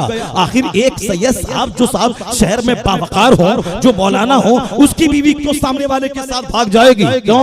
चंद पैसों के चक्कर में ये मॉडर्न बनने लगे। अब कपड़ा सिलाने तुम जाओ, नाप दिलाने तुम जाओ, मार्केट तुम जाओ, मॉल तुम जाओ। अगर मॉल गई वो और मॉल में ही खत्म, सारा खेल तमाम हो गया, फिर अब क्यों टफली बजाता है? अब क्यों हाथ नचाता है? सीरत तुमने पढ़ी नहीं, घमंड और गुरूर के नशे में औलाद लूट गई। तुम्हें मालूम है सबसे पहले सरकार की सीरत और सरकार के सहाबा की सीरत, सबसे पहले अल्लाह की आयत, उसके बाद मुस्तफा की हदीस, उसके बाद जो हदीस और कुरान को समझा उनकी सीरत। ये चला है हैदराबाद में फला वली था, उड़ने लगा, हैदराबाद में फला वली था, वो नदी में सांप कूदने लगा, मुसल्ला बिछा दिया। उमर फारूक के बारे में क्यों नहीं बताया? उस्मान गनी के बारे में क्यों नहीं बताया? हजरत अब्दुल्लाह इब्न मसूद के बारे में क्यों नहीं बताया, जिसके बारे में मुस्तफा ने कहा था असहाबी कन नुजूम बिअय्यहिम इक्तदयतुम इहतदयतुम, मेरे सहाबा सितारे की तरह है, जिसकी पैरवी करेगा हिदायत पा जाएगा।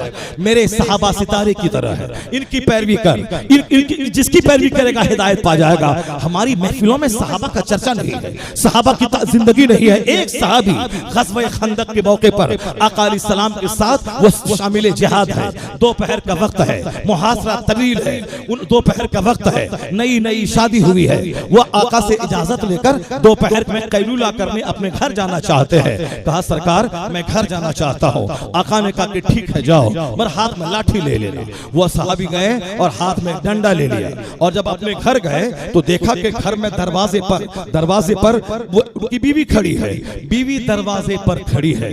अब गैरत इस कदर अंदर से बेदार हुई कि जो घर में रहने वाली चीज है वो दरवाजे पे क्यों खड़ी है, वह भी दरवाजे पे क्यों खड़ी है। इन्होंने वो डंडा उठाया और अपनी बीवी को मारना चाहा कि तो तेरा मकाम घर है, तू बाहर क्यों खड़ी है। बीवी डर के मारे कि शौहर मुझको मार देगा, वो कहने लगी कि मैं नहीं निकली हूं, मैं निकाली गई हूं, मैं खुद से नहीं निकली हूं, जाके घर में जाके देख ले। जब उनका शौहर अंदर गया तो देखा एक खतरनाक जहरीला सांप उसके बिस्तर पे बैठा हुआ है, उसके बिस्तर पे है। उसी सांप की वजह से उसकी बीवी घर से बाहर निकल के दरवाजे पे खड़ी थी, उस सांप के डर से खड़ी थी। अब बता रहे हैं कि दरवाजे पर खड़ी है, बाजार में नहीं, मॉल नहीं गई, वह दुकान नहीं गई, दरवाजे पर खड़ी है वो, क्योंकि अंदर में सांप है।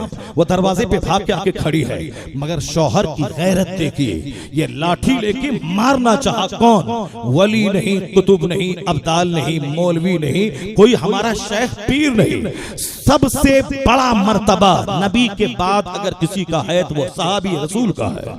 कोई गौस कुतुब अब्दाल सहाबी के रुतबे को नहीं पहुंच सकते, इसलिए कि गैरे सहाबी सोने को पहाड़ बराबर सोना खर्च करे और एक सहाबी जौ के बराबर कोई चीज खर्च करे, ये पहाड़ भर सोना उस जौ के बराबर को नहीं पहुंच सकता। इसलिए हजरत मेरे मुआविया सहाबी हैं तो उनका सजदा हमारे जैसे 50 खरब मुसलमानों का सजदा एक तरफ, अमीरे मुआविया का एक सजदा एक तरफ, चूंकि वो सहाबी है। और जो सहाबी नहीं मानेगा वो अपना ठिकाना जहन्नम बना ले, और जब सहाबी माना है तो लफ्ज़ मुनाफिक नहीं बोलेगा वहां, क्योंकि सबसे अल्लाह ने जन्नत का वादा कर लिया है और सारे सहाबा जन्नती है और सारे सहाबा हमारे लिए मीनारे नूर मॉडल और आइडियल है। और सारे सहाबा के बारे में मुस्तफा ने कहा, अकरिमू असहाबी, मेरे असहाब की इज्जत करो, वला तसब्बू असहाबी, मेरे सहाबा को गाली मत दे। ये तुम्हारे लिए नूर है, तुम्हारे लिए मॉडल है, जिसकी पैरवी करेगा हिदायत पा जाएगा। वो सहाबी अपनी बीवी को डंडा कर मारने के लिए तैयार हुए हैं। इसका मतलब है कि बीवी को घर से बाहर देखना यह गैरत व खुददारी के खिलाफ साहब, ये गैरत व खुददारी के खिलाफ। और फिर एक सहाबी हैं जो गा रहे हैं कुछ सरकार की मदसराई इस्लाम की तारीफ कर रहे हैं। हुजूर ने क्या फरमाया, ए अंजेशा अपनी आवाज पस्त कर, मेरे पास कच्ची शीशियां हैं जो जरा सी ठेस लगने के साथ टूट जाती है। कौन थे वो सहाबी गाना गा रहे थे? नहीं, गाना गाने से दिल में निफाक पैदा होता है, म्यूजिक से निफाक पैदा होता है। आला हजरत ने लिखा, अपनी बेटियों, जवान बेटियों को जहां शादी ब्याह हो, जहां जहां जहां म्यूजिक बजे वहां मत भेज, चूंकि उस म्यूजिक से दिल में निफाक पैदा होता है, अंदर में वसवसे पैदा होते हैं। उस गाने की वजह से आदमी की कमर हिलने लगती है और फिर दिल में ज़िनाकारी का वसवसा, मर्द हो या औरत, सबके दिल में पैदा होने लगता है। जहां म्यूजिक हो वहां न जाने दे, और जहां नीम बरहंगी हो वहां न जाने दे, जहां औरत मर्द का इख्तलात है वहां न जाने दे। अपनी जवान बेटी पे कड़ी नजर रख, ये तेरी नाक है, ये तेरी आबरू है, ये तेरी इज्जत है। अगर वह भाग गई गैरों के साथ तो तेरे खानदान की आबरू मिट्टी में मिल जाएगी। तो भागने से पहले तुमने उस इज्जत की हिफाजत क्यों नहीं की? तुमने उसके बारे में क्यों नहीं सोचा? जो जंगल का पुजारी है, तुमने उसकी बात मान ली और अपनी बेटी को तुमने जींस टी शर्ट पहना के उसको जलील कर दिया, अपनी नाक कटवा दी। ये जंगल झाड़ की पूजा करने वाला, ये बंदर चुचंदर के सामने सर टेकने वाला, ये सूरज और चांद को खुदा कहने वाला, ये दरख्त को खुदा कहने वाला, ये सांप चुचंदर और बंदर और गाय और भैंस के सामने सर टेकने वाला, ये गाय भैंस के पाखाना को पाक समझने वाला, ये हमारे लिए मॉडल है कि वो बोले जींस पहना तो मैं पहना दूं, वो बोले टी शर्ट पहना तो पहना दूं, वो बोले अपनी जवान बेटी को कोचिंग सेंटर में जवान लड़कों के साथ बैठा के मैं पढ़ाने लगूं। तो तुम्हारे दिल में तो जंगल झाड़ के पुजारी की महत्व है, तुम्हारे दिल में तो क्रिकेटर का महत्व है, तुम्हारे दिल में तो फिल्म के एक्टर का महत्व है, तुम्हारे दिल में तो गवर्नमेंट के फर्जी कानून का महत्व है। मुस्तफा की मोहब्बत अगर होती तो जान खतरे में डाल के भी मुस्तफा की तालीमात पे अमल होता। आज हम जलील हो गए, रुस्वा हो गए, काफिरों के पांव का फुटबॉल बन गए। उसके बाद कहते हैं अल्लाह कहां है? मौलाना कहता तुम जैसे झूठों की वजह से अजाब आया है, तुम कहते हो इन दुनियादार मौलवी की वजह से अजाब आया है, नेता कहता है पब्लिक की वजह से अजाब आया है, पब्लिक कहती है ये झूठे दलाल नेता की वजह से अजाब आया है। सब एक दूसरे पे मरो कि तुम्हारी वजह से अजाब आया है। अजाब आया है सिर्फ इस्लाम और सुन्नत की मुखालिफत की वजह से अजाब आया है। तो हमने गवर्नमेंट की बात मान ली, क्रिकेटर की बात मान ली, फिल्म एक्टर की बात मान ली, मुस्तफा की बात कब मानी? अगर मुस्तफा की बात माने होते, ये दावा है इस्लामी कानून का कि जन्नत वहां मिलेगी, यहाँ इज्जत मिलेगी, हुकूमत मिलेगी, सल्तनत मिलेगी, हरियाली मिलेगी, इज्जत मिलेगी, आबरू मिलेगी। आज जो सब कुछ लूटा है सिर्फ इसीलिए कि हमारे नजदीक दुनिया के 2 टका कमाने के लिए अपनी बेटी की आबरू लुटाकर उसको डॉक्टर, इंजीनियर, प्रोफेसर बनाने के लिए खैर लोगों के सामने बेपर्दा उसको जाके पढ़वाना है। जन्नत तो वहां मिलेगी, यहाँ तो दुनिया में कुछ करना होगा। यहाँ अपने बच्चों की आबरू के लिए सीरियस होना, संजीदा होना, अकाली सलाम की तालीमात को सबसे बड़ी तालीमात समझना होगा। ऐसा नहीं कि आका हक है, इस्लाम हक है, ठीक है, बाकी तो जीने के लिए कुछ न कुछ तो करना ही पड़ेगा। ये 90% लोग ऐसे ही बोलते हैं इस्लाम ठीक है, इस्लाम की तालीमात ठीक है, जो बोलते हैं वो हक है, मगर हिंदुस्तान में रहना है तो कुछ करना पड़ेगा। हिंदुस्तान में रहना है तो क्या करना पड़ेगा? हिंदुस्तान में रहना है तो वो तो बंदर को पूछता है, तुम्हें पूछना होगा। वो सूरज और चांद को खुदा कहता है, तुमको कहना पड़ेगा। वो साहब खास के सामने, जंगल के सामने खड़ा, तुमको खड़ा होना पड़ेगा। और जब तक खड़ा होगे नहीं वो तुमसे राजी होगा नहीं। वो चाहता है मैं भी नाचता हूं तुम भी नाचो, मैं भी डीजे बजाता हूं तुम भी डीजे बजाओ, मैं भी कोई शक्ल सामने लेके नाच के चंदा लेकर के शराब पी करके उसको जाके फंसा देता हूं, कहीं नदी में फेंक देता हूं, और तुम भी मेरी तरह कोई शक्ल बनाओ, उसको घुमाओ, चंदा करो, शराब पियो, और मुहर्रम की 10 तारीख को फर्जी करबला में उसे दफन कर दो। हुसैन आजम तो एक दिन गर्दन कटाई, सदा के लिए जिंदा हो गए, और तुम उसे कहानी बना के हर साल उसे शहीद करके उसे अपने फर्जी करबला में दफन करवाओ। किसने बताया है? एक दिन क्या तुम्हारा बाप मर गया तो उसका तीजा हम एक बार करते हैं कि हर साल तीजा करते हैं? उसका तीजा हम 10वां हर साल करते हैं। तो हमारा बाप मरे तो तीजा सिर्फ एक बार हो, और हुसैन आजम का तीजा हर साल हो, हुसैन आजम का 10वां हर साल हो, हुसैन आजम का 20वां हर साल हो। क्या है ये सब? क्या है ये सारी चीजें? हमने बगैर समझे बीजे दूसरों की बातों को मान लिया, राफिजी की बातें मान ली, इन साहब मातमी की बातें मान ली, इन चर्चियों की बातें हमने मान ली। बात मान इस सदी में आला हजरत की बात मान, आला हजरत की बात मान, गरीब नवाज की बात मान, हसन करीमैन की बात मान, गौसे आजम की बात मान, और तमाम तालीमात का निचोड़ जो फतवा रज़विया में आला हजरत ने दिया है उसे मान ले, सही इस्लाम पे चलने का सलीका पैदा हो जाएगा। इस दौरे पुरफितर में हकीकी इस्लाम अगर कहीं है वहां है। जिन लोगों ने गुस्ताखी की, अपना रिश्ता इस्लाम से काट लिया, उसकी बात ही क्या करनी है? जो इस मुसलमान ही नहीं है उसकी बात क्या करनी है? जो उस मुस्तफा को गाली दे के काफिर हो गया उसकी बात ही क्या करनी है? बात करनी है उसकी जिसके दिल में ईमान है, जिसके दिल में इस्लाम है, जो मोहब्बत रसूल का दम का दावा लिए बैठा है। उसको बताना है कि तुम्हारे लिए मॉडल कौन है, तुम्हारे लिए आइडियल कौन है, तुम्हें किस पर फोकस देना है, तुम्हें किसको देखना है। वो सहाबी रसूल औरत को दरवाजे पे देखा और उसको मारने के लिए हाथ उठाया। इसका मतलब ये औरत पर्दे की चीज है। बाहर निकलने के बाद शौहर की गैरत में भूचाल आना चाहिए। और जो अपने साथ अपनी बीवियों को बेपर्दा बैठा के बाइक से मॉल ले जाए उसके बारे में क्या कहेंगे आप? आला हजरत ने लिखा है जो अपनी बीवी की ज़िनाकारी पे राजी रहे वह दयूस है, और दयूस पे जन्नत की खुशबू हराम है। और दयूस वही नहीं है जो अपनी बीवी की बदकारी से राजी रहे, बल्कि जो अपनी बीवी की बेपर्दगी पे राजी रहे वह भी दयूस है। जो अपनी बीवी की बेपर्दगी पे राजी रहे वो भी दयूस है, और दयूस पे जन्नत हराम है। और दयूस की असल परिभाषा है कि जो अपनी बीवी की बदकारी से खुश रहे, राजी रहे। और फिर आला हजरत ने लिखा दयूस वो नहीं है, वही नहीं है सिर्फ जो अपनी बीवी की बदकारी से राजी रहे, वो भी दयूस ही है जो अपनी बीवी की बेपर्दगी से राजी रहता हो। आज साहब दूसरों का देखा देखी हम लुट गए, हमारा कल्चर लुट गया, हमारी बेटियां लुट गई, हमारी औरतें लुट गई, हमारे बच्चे चरस पी पी करके साहब अफीम ची, ये साहब हमारे बच्चे अपने मुस्तकबिल को तबाह बर्बाद कर डाला। हमने चरस और अफीम को एक मजहबी शक्ल में पेश किया। साहब हाथ में पंजा ले लिए, खूंटा गाड़ दिया, और चरस पीने वाला बैठ गया और सर हिलाता है। इस पर हुसैन की सवारी आ गई। जब हुसैन की सवारी आई तो औरतें कमजोरों की जमात, औरत बच्चे कमजोरों की जमात, औरतें जमा हो गई। हुसैन बेटा दे दीजिए, हुसैन बेटी दे दीजिए, हुसैन प्रॉपर्टी दे दीजिए। वो चरसी पे आ गए हुसैन। हुसैन को आना था तो आला हजरत पे आ गए होते, गौसे आसम पे आ गए होते, ख्वाजा गरीब नवाज पे आ गए होते, मस्जिद के इमाम के सर पे आ जाते जो 5 वक्त मस्जिद में नमाज पढ़ाते हैं। आम लोग तो कभी जोहर पढ़ा, कभी असर पढ़ा, कभी ये छोड़ा, छोड़ा, कभी वो छोड़ा।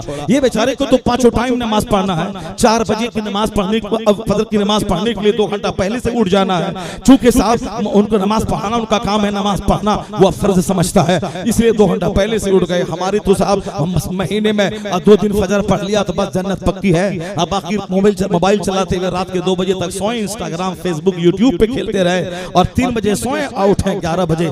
आदतन फजर की नमाज को कज़ा करें, और कज़ा का मतलब मिस होना है, और यहाँ आदतन कज़ा किया जा रहा है, क्योंकि सोया ही उस टाइम में जा रहा है जिस टाइम में नमाज फजर आमतौर पर कज़ा हो ही जाएगी। उसके लिए एहतमाम का बुजुर्गों ने कि पहले सोया जाए ताकि नींद पूरी हो जाए, वक्त पे उठें, और अगर वक्त कम रहे तो पहले से जाग के रहें, फजर की नमाज पढ़ लें, उसके बाद फिर वो आराम करें। नहीं, मोबाइल चला चला के 3 बजे तक जागते रहे और उस बाद सोए, फिर फजर छोड़ दिया। ये उनकी बात है जो नमाजी है, और जो नमाजी नहीं है तो फिर उनका तो कोई सिस्टम ही नहीं है, न खाने का टाइम, न पीने का टाइम, न पहनने का टाइम, न जागने का टाइम, न सोने का टाइम, कोई टाइम उसका नहीं है। जब चाह खा लिया, जब चाह सो लिया, जब चाह साहब चल बाजार चला गया, जब चाह घर आ गया, जब मन में आया ईद बकरीद पढ़ लिया, नहीं मन में आया नहीं पढ़ा। पंक्चुअलिटी नाम की कोई चीज नहीं है। यहूदी दिन रात फिक्र करते हैं कि कैसे मैं एटम बम बनाऊं, कैसे मैं नई चीज दुनिया को दे दूं, कैसे न्यू आविष्कार दे दूं। ये फेसबुक यहूदियों का दिया हुआ ऐप है, यूट्यूब यहूदियों का दिया हुआ ऐप है, इंस्टाग्राम यहूदियों का दिया हुआ ऐप है, ये मोबाइल उसी यहूदी और क्रिश्चियन का बनाया हुआ एक तोहफा है जो सारी दुनिया जिससे फायदा उठा रही है। चूंकि वहाँ उनके बच्चे चरस पी के गली में नहीं घूमते, उनके बच्चे अफीम खा के सड़कों पे बैठ के रात भर वो साफ अब कैंसर की दावत वो गुटखा खा के नहीं देते, उनके बच्चे ऐसे ही आवारा गलियों में नहीं फिरते हैं, उनके बच्चे 18 घंटे स्टडी करते हैं, उनका एक स्टडी रूम रहता है, उनकी औरतें 5 घंटे पढ़ती हैं, उनके बेटे 10 घंटे पढ़ते हैं, उनके बच्चों को सड़कों पे कोई नहीं देखता है, उनकी औरतों को मार्केटिंग करते हुए कोई नहीं देखता है। क्रिश्चियनों की औरतें नजर आती हैं, यहूदियों की बेटियां नजर नहीं आती हैं, क्योंकि उनको एटम बम बनाना है, उनको रॉकेट बनाना है, उनको नई नई इन्वेंशंस, नई नई इजादात करनी है, उनको फजूलियात का माहिर नहीं बनना है, उनको कम खाना है, ज्यादा स्टडी करनी है, उनको साहब ज्यादा फोकस अपने मकसद और अपने डेस्टिनेशन पे देना है। हमारे बच्चों का कोई मकसद हयात नहीं है, हमारे बच्चों का कोई प्लान नहीं है, हमारे बच्चों को कुछ करने का कोई खाका उसके दिमाग में नहीं है। जब मन में आया जोकर की तरह बाल रख लिया, जब मन में आया गुटखा बीड़ी सिगरेट पी लिया, जब मन में रात बरात बस साइलेंसर हटा के मोटरसाइकिल पे घूमते रहे। यही शरीर किस्म के अफीम और चरस पीने वाले को हमने जुलूस मोहम्मदी में लेके चला आया। अब यह हुल्लड़बाजी करके बाइक चला रहा, अब यह डीजे बजा के मकान के कांच को तोड़ रहा, अब यह डीजे बजा के हमारे जुलूस की पवित्रता को दागदार बना रहा। आज या कल फिर वही औरतें हम आ जाएंगी हमारे जुलूस में और कहेंगी कि तुम्हारा नबी है कि मेरा भी नबी है। जब तुम अपने नबी का जश्न मनाते हो तो नबी तो हमारा भी है, हम भी जश्न मनाएंगे। वह फिर जुलूस में आ जाएंगे, फिर क्या होगा? मर्द औरत आपस में इख्तलात जब होगा फिर क्या होगा? वह सीट आज तो साइलेंसर खोल के बाइक चला रहा है और कल सीटीबाजी होगी, इख्तलात होगा। तो हुल्लड़बाजी आज उर्स मेला में हो रहा है, वही हुल्लड़बाजी जुलूस मोहम्मदी में शुरू हो जाएगा।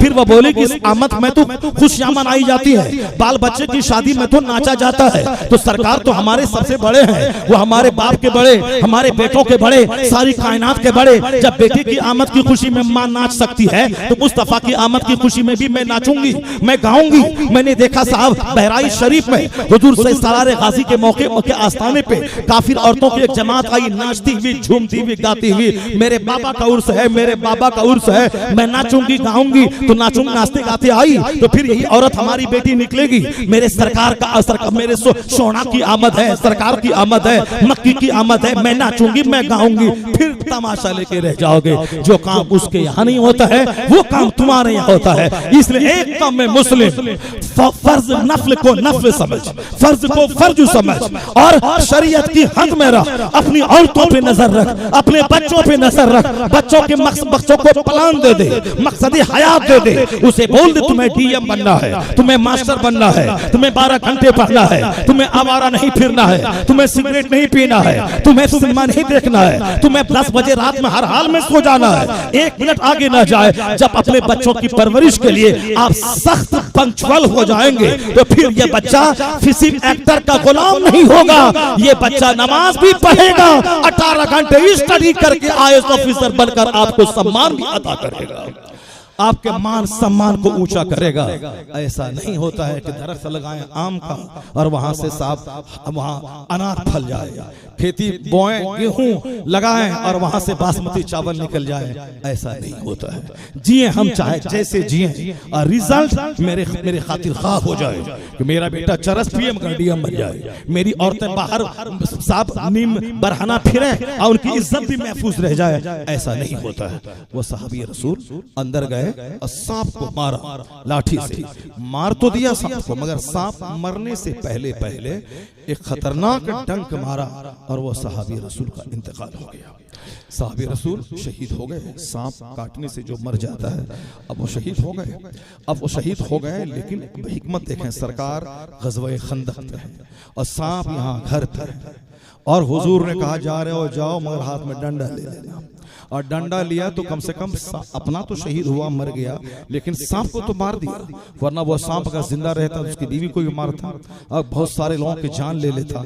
अलबत्ता ये क्यों नहीं बचा? हुजूर ने उनको क्यों नहीं मना किया कि तुम नहीं जाओ? बस यही तो है, इतना जान लेके सबको अपने वक्त पे ही मरना है। मौत का वक्त मुतअय्यन है, उससे कोई समझौता नहीं होगा। मौफ़इज़ा जा अजलुहुम ला यस्तअखिरून साअतुम वला यस्तक़दिमून। जब मौत का वक्त आता है तो एक लम्हा के लिए ना आगे होगा, एक लम्हा के लिए ना पीछे होगा, अपने वक्त पे मौत आएगी।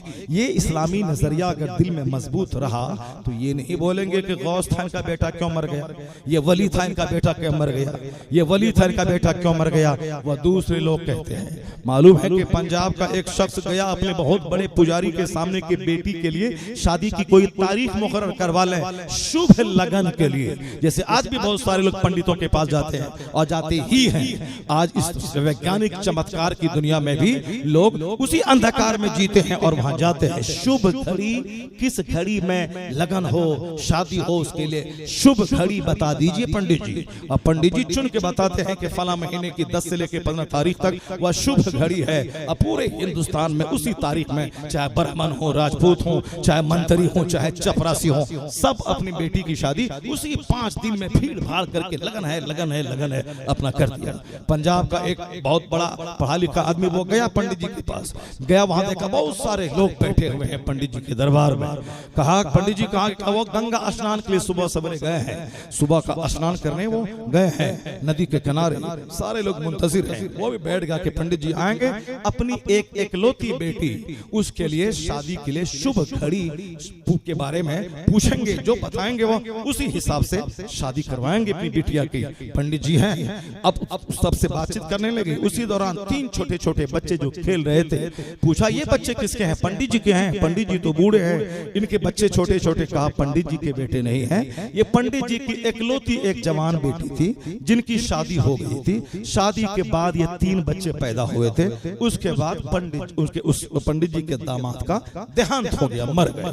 यानी ये पंडित जी के नवासे नवासियां हैं और इनकी बेटी विधवा हो गई है और इनकी बेटी अब विधवा होके अपने बाप के घर आ गई है। इनकी पंडित जी की बेटी के ये बेटे हैं।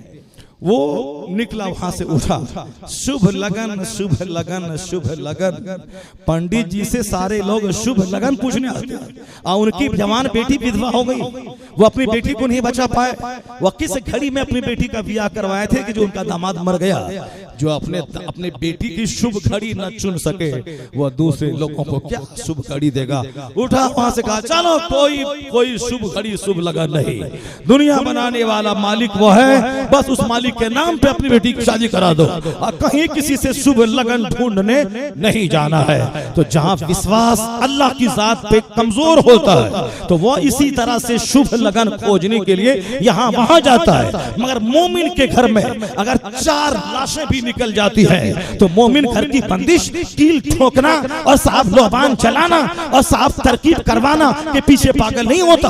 वो जानता है कि मदीने की एक खातून थी जिनका शौहर भी मैदान ओहद में शहीद हो गया और जिनके 4 जवान बेटे भी शहीद हो गए। लेकिन जब पता चला कि आका अलैहिस्सलाम की शहादत की झूठी खबर इन काफिरों ने फैला दी है, वह दीवानावार पर्दे में मलबूस होकर घर से बाहर निकली और कहती है बताओ मुस्तफा कहाँ है? कहा तुम्हारे शौहर शहीद हो गए। वह कहती है इन्ना लिल्लाहि व इन्ना इलैहि राजिऊन। बताओ मुस्तफा कैसे है? कहा गया तुम्हारे जवान बेटे बड़े शहीद हो गए। कहती है इन्ना लिल्लाह। बताओ मुस्तफा कैसे है? 4 बेटों की शहादत की खबर दी गई मगर न सर पीट रही है न सर के बाल नोच रही हैं, न बेपर्दा हो रही हैं, क्योंकि मदीना की खातून को बेटे के मरने के बाद भी कोई बेपर्दा नहीं देखता था। एक शख्स बोला इनका बेटा मर गया है और ये कपड़े संभाल रही है, तो औरत कहती हाँ बेटा मरा है, मगर मेरा पर्दा तो नहीं मरा है, मेरी हया तो नहीं मरी है, मेरी शर्म तो नहीं मरी है। यहाँ बेटे की मौत पे क्या ड्रामा हो रहा है सबों को मालूम है। ये है आइडियल खवातीन कि बेटा मरा है मगर शर्म नहीं मरी है, हया की चादर नहीं मरी है, मेरी गैरत नहीं मरी है। तो बेटा मरा है मगर मेरी गैरत नहीं मरी है, मेरा पर्दा नहीं मरा है। 4 बेटों की शहादत की खबर सुनने के बाद वह विचलित नहीं होती है, कहती है बताओ मुस्तफा कैसे है। जब कहा गया हुजूर बकायदे हयात है, शहादत की खबर झूठी है, सरकार सही सालिम है, वो खातून मुस्तफा के पास आई, हुजूर के चेहरे का दीदार करने के बाद क्या कहती है, आका मेरे जवान बेटे शहीद हो गए, शोहर शहीद हो गया, कुल्लु मुसीबतिन बाद का जलल या रसूल अल्लाह, आप सही सालिम है, मेरी सारी मुसीबतें। यह है इश्क रसूल की दलील भी, और यह है पर्दा की दलील, और यह है मौत पर यकीन की दलील। ऐसा नहीं कि मेरे 4 बेटे को तुम क्यों जुलूस में गए थे, मौलाना की बात क्यों माने, इसीलिए तो मर गए, तुम वहां पे मौलाना की बात नहीं मानते, नहीं जुलूस में निकलते, या करंट नहीं लगता, नहीं मरते। ये नहीं कि अगर जुलूस से मोहम्मदी में निकला है, यह बाप के नाम पे नहीं निकला है, समाज के नाम पे नहीं निकला है, वह जाने ईमान के नाम पे निकला है, असले ईमान के नाम पे निकला है, कंज़े ईमान के नाम पे निकला है। इरादा अच्छा है, अगर मर गया तो मुस्तफा की मोहब्बत के जुलूस में मर गया है। अगर मुस्तफा ने कबूल कर लिया तो एक मुस्कुराहट मुस्तफा की वहां पहुंचा देगी जहां 90 साल का नफल सजदा नहीं पहुंचा पाएगा। ईमान और यकीन पुख्ता होना चाहिए। यकीन की कमजोरी की वजह से एक घर में मैयत हो गई, वह 5 आमीनों के पास जाके दौड़ता है, मेरे घर में मैयत क्यों हो गई। लगता है कि पहली कहानी इसके घर में हो गई, समाज में कोई नहीं मरता है। 4 मौत होने के बाद भी विश्वास अल्लाह की जात पे, मौत जब आएगी 1 मिनट न आगे होगा, 1 मिनट न पीछे होगा। सरकार गौसे आजम तकरीर कर रहे हैं, 70,000 का मजमा है, किसी ने आके बोला हुजूर बेटे का इंतकाल हो गया है, तकरीर चालू है। उसके बाद कहा किसी ना के हुजूर जनाजा हाजिर है, मेंबर से नीचे उतरे, जनाजे की नमाज पढ़ा दी, फिर दिन की खिदमत में लगे। एक दिन एक मुरीद ने बचते बचाते हुए, खौफ और जलाल से डरते हुए, मोहब्बत के अंदाज में कहा हुजूर दूसरों का बेटा बच्चा मरता है तो बाप को तो कई दिन तक होश नहीं आता, आपके बेटे की मरने की खबर आई, आपके चेहरे पे कोई गम के आसार नहीं आए, आपकी तकरीर भी बंद नहीं हुई, और आपने इन्ना लिल्लाह कहा, जनाजे की नमाज पढ़ा दी, और दीन की तबलीग में कोई फर्क नहीं आने दिया। आखिर ये क्या मुअम्मा है। गौसे आज़म ने कहा कि मेरे घर में जो भी बच्चा पैदा होता है, मैं ये समझ लेता हूं कि ये मरने के लिए ही पैदा हुआ है। हर पैदा होने वाला बच्चा मरने के लिए ही पैदा हुआ है। तो जिस दिन ये पैदा हुआ था उसी दिन मैंने इनको मुर्दा समझ लिया था, तो आज इनकी मौत की खबर सुनने के बाद क्या मैं परेशान हो जाऊं। गौसे आज़म जैसा ईमान जिसके सीने में हो जाए, 4 बच्चों की मौत के बाद वो उसको काला जादू करार नहीं देता, वो ये समझता है कि मौत का जब वक्त आता है, एक लम्हा न आगे होगा न पीछे होगा। उस सहाबी रसूल उसी में शहीद होने वाले थे, मरने वाले थे, इसलिए उनकी मौत हो गई। बीवी उनकी बचने वाली थी, बीवी उनकी बच गई। सांप मरने वाला था, वो डंडा लेने का, सांप वो मर गया। सारी बातों में हिकमतें पोशीदा है। यहाँ तक कि हमारे 4 बेटों की मौत हो जाए, क्योंकि मेरे सरकार मॉडल है। हुजूर जो जाने कायनात है, जो सरकार की जो हर दुआ कबूल होती है, सरकार की गोद में उनका नवासा है, सैयदा ज़ैनब का बेटा। सांस उखड़ने लगी, हुजूर की गोद में सैयदा ज़ैनब यानी मुस्तफा की 4 बेटियां, एक ज़ैनब, एक रुक़ैया, एक उम्मे कुलसूम, एक सैयदा फातिमा। तो चूंकि हम लोगों ने सैयदा फातिमा की कहानी ज्यादा बयान की है, इसलिए हमारी पब्लिक को सैयदा फातिमा की कहानी मालूम है, सैयदा ज़ैनब की कहानी मालूम नहीं है। सैयदा ज़ैनब मुस्तफा की वो चहीती बेटी है जो हिजरत करके मक्का से मदीना आ रही थी, तो मक्का के काफिरों ने पीछा करके एक ऐसा जोरदार भाला मारा था जिससे सैयदा ज़ैनब का कच्चा हमल गिर गया था, यानी जख्मी हो गई थी वो सैयदा ज़ैनब जो दीन की राह में हिजरत करते हुए जख्मी हुई, काफिरों के भाले के जख्म से जख्मी हुई, यहाँ तक कि हमल आपका ज़ाया हो गया। वो सैयदा ज़ैनब है। सैयदा रुक़ैया उम्मे कुलसूम ये दो बेटी मुस्तफ़ा की है जो अबू लहब के दो बेटे के निकाह में थी। और जब सरकार दो जहान नबुवत का ऐलान किया तो और अबू लहब के बारे में जब आयते करीमा नाजिल हुई, उसने सरकार की शान में ऑल फॉल पका कि तब्बलक, क्या तुम्हारे हाथ तबाह हो जाएं, और लिहाजा जमा, इसीलिए तूने जमा किया था, तब्बलक साइर यौम, सारा दिन तुझ पर तबाही नाजिल हो। उसकी तरदीद में उसकी सजा के लिए पनिशमेंट की खातिर कुरान पाक की वो सूरत सूरह लहब तब्बत यदा अबी लहब नाजिल हुई। जब यह सूरत नाजिल हुई तो अबू लहब ने अपने दोनों बेटों से कहा कि मोहम्मद की दोनों बेटियों को तलाक दे दे। यहाँ तक कि अबू लहब के बेटे ने सरकार दो जहां की दोनों साहबजादियों को उन्होंने तलाक दे दिया, बेअदबी के साथ तलाक दे दिया। सरकार की बेटियों ने तलाक का जख्म सही है, भाले का जख्म सही है। सैयदा फातिमा चूंकि छोटी है, आप उनकी माँ का भी इंतकाल हो गया है, सैयदा खदीजा का, और इसलिए सैयदा फातिमा को मुस्तफा जाने रहमत ने माँ का भी प्यार दिया है और बाप का भी प्यार दिया है। और फिर सैयदा फातिमा के बेटे लाल की वजह से इस्लाम का गुलशन हरा भरा हुआ है। उनके बेटे की शहादत ने जो इस्लाम को अरब के जोग्राफिया से निकालकर तूफान की तरह सारी दुनिया में फैला दिया है। इसलिए सैयदा फातिमा का चर्चा सारे आलम में फैल गया है। चूंकि उनके शौहर अली लाजवाब, उनके दोनों शहजादे लाजवाब, सैयदा फातिमा का पर्दा लाजवाब, उनकी इबादत लाजवाब, उनका फाका लाजवाब, सुन्नतों पे अमल लाजवाब, मुस्तफा की हर अदाओं की नकल लाजवाब। इसलिए सैयदा फातिमा का चर्चा बहुत ज्यादा, वरना आपकी दूसरी साहबजादियों में भी बेपनाह कमालात हैं। सैयदा ज़ैनब के बेटे की सांस उखड़ने लगी, आका के पास खबर भेजा गया। आका अलैहिस्सलाम ने कहा कि ज़ैनब से जाके कह दो कि सब्र करें, लेकिन फिर दोबारा बेटी थी, दोबारा आपने किसी कासिद को भेजा कि सरकार से कहें कि वो जरूर आ जाए, बेटा को मरना होगा, मर जाएगा, मगर अब्बू तशरीफ लाए। बेटी की बात थी। आका अलैहिस्सलाम अपने दो साहबा के साथ निकले और गए सैयदा ज़ैनब के घर। सैयदा ज़ैनब के घर गए, सैयदा ज़ैनब ने अपने बेटे को हुजूर की गोद में दिया।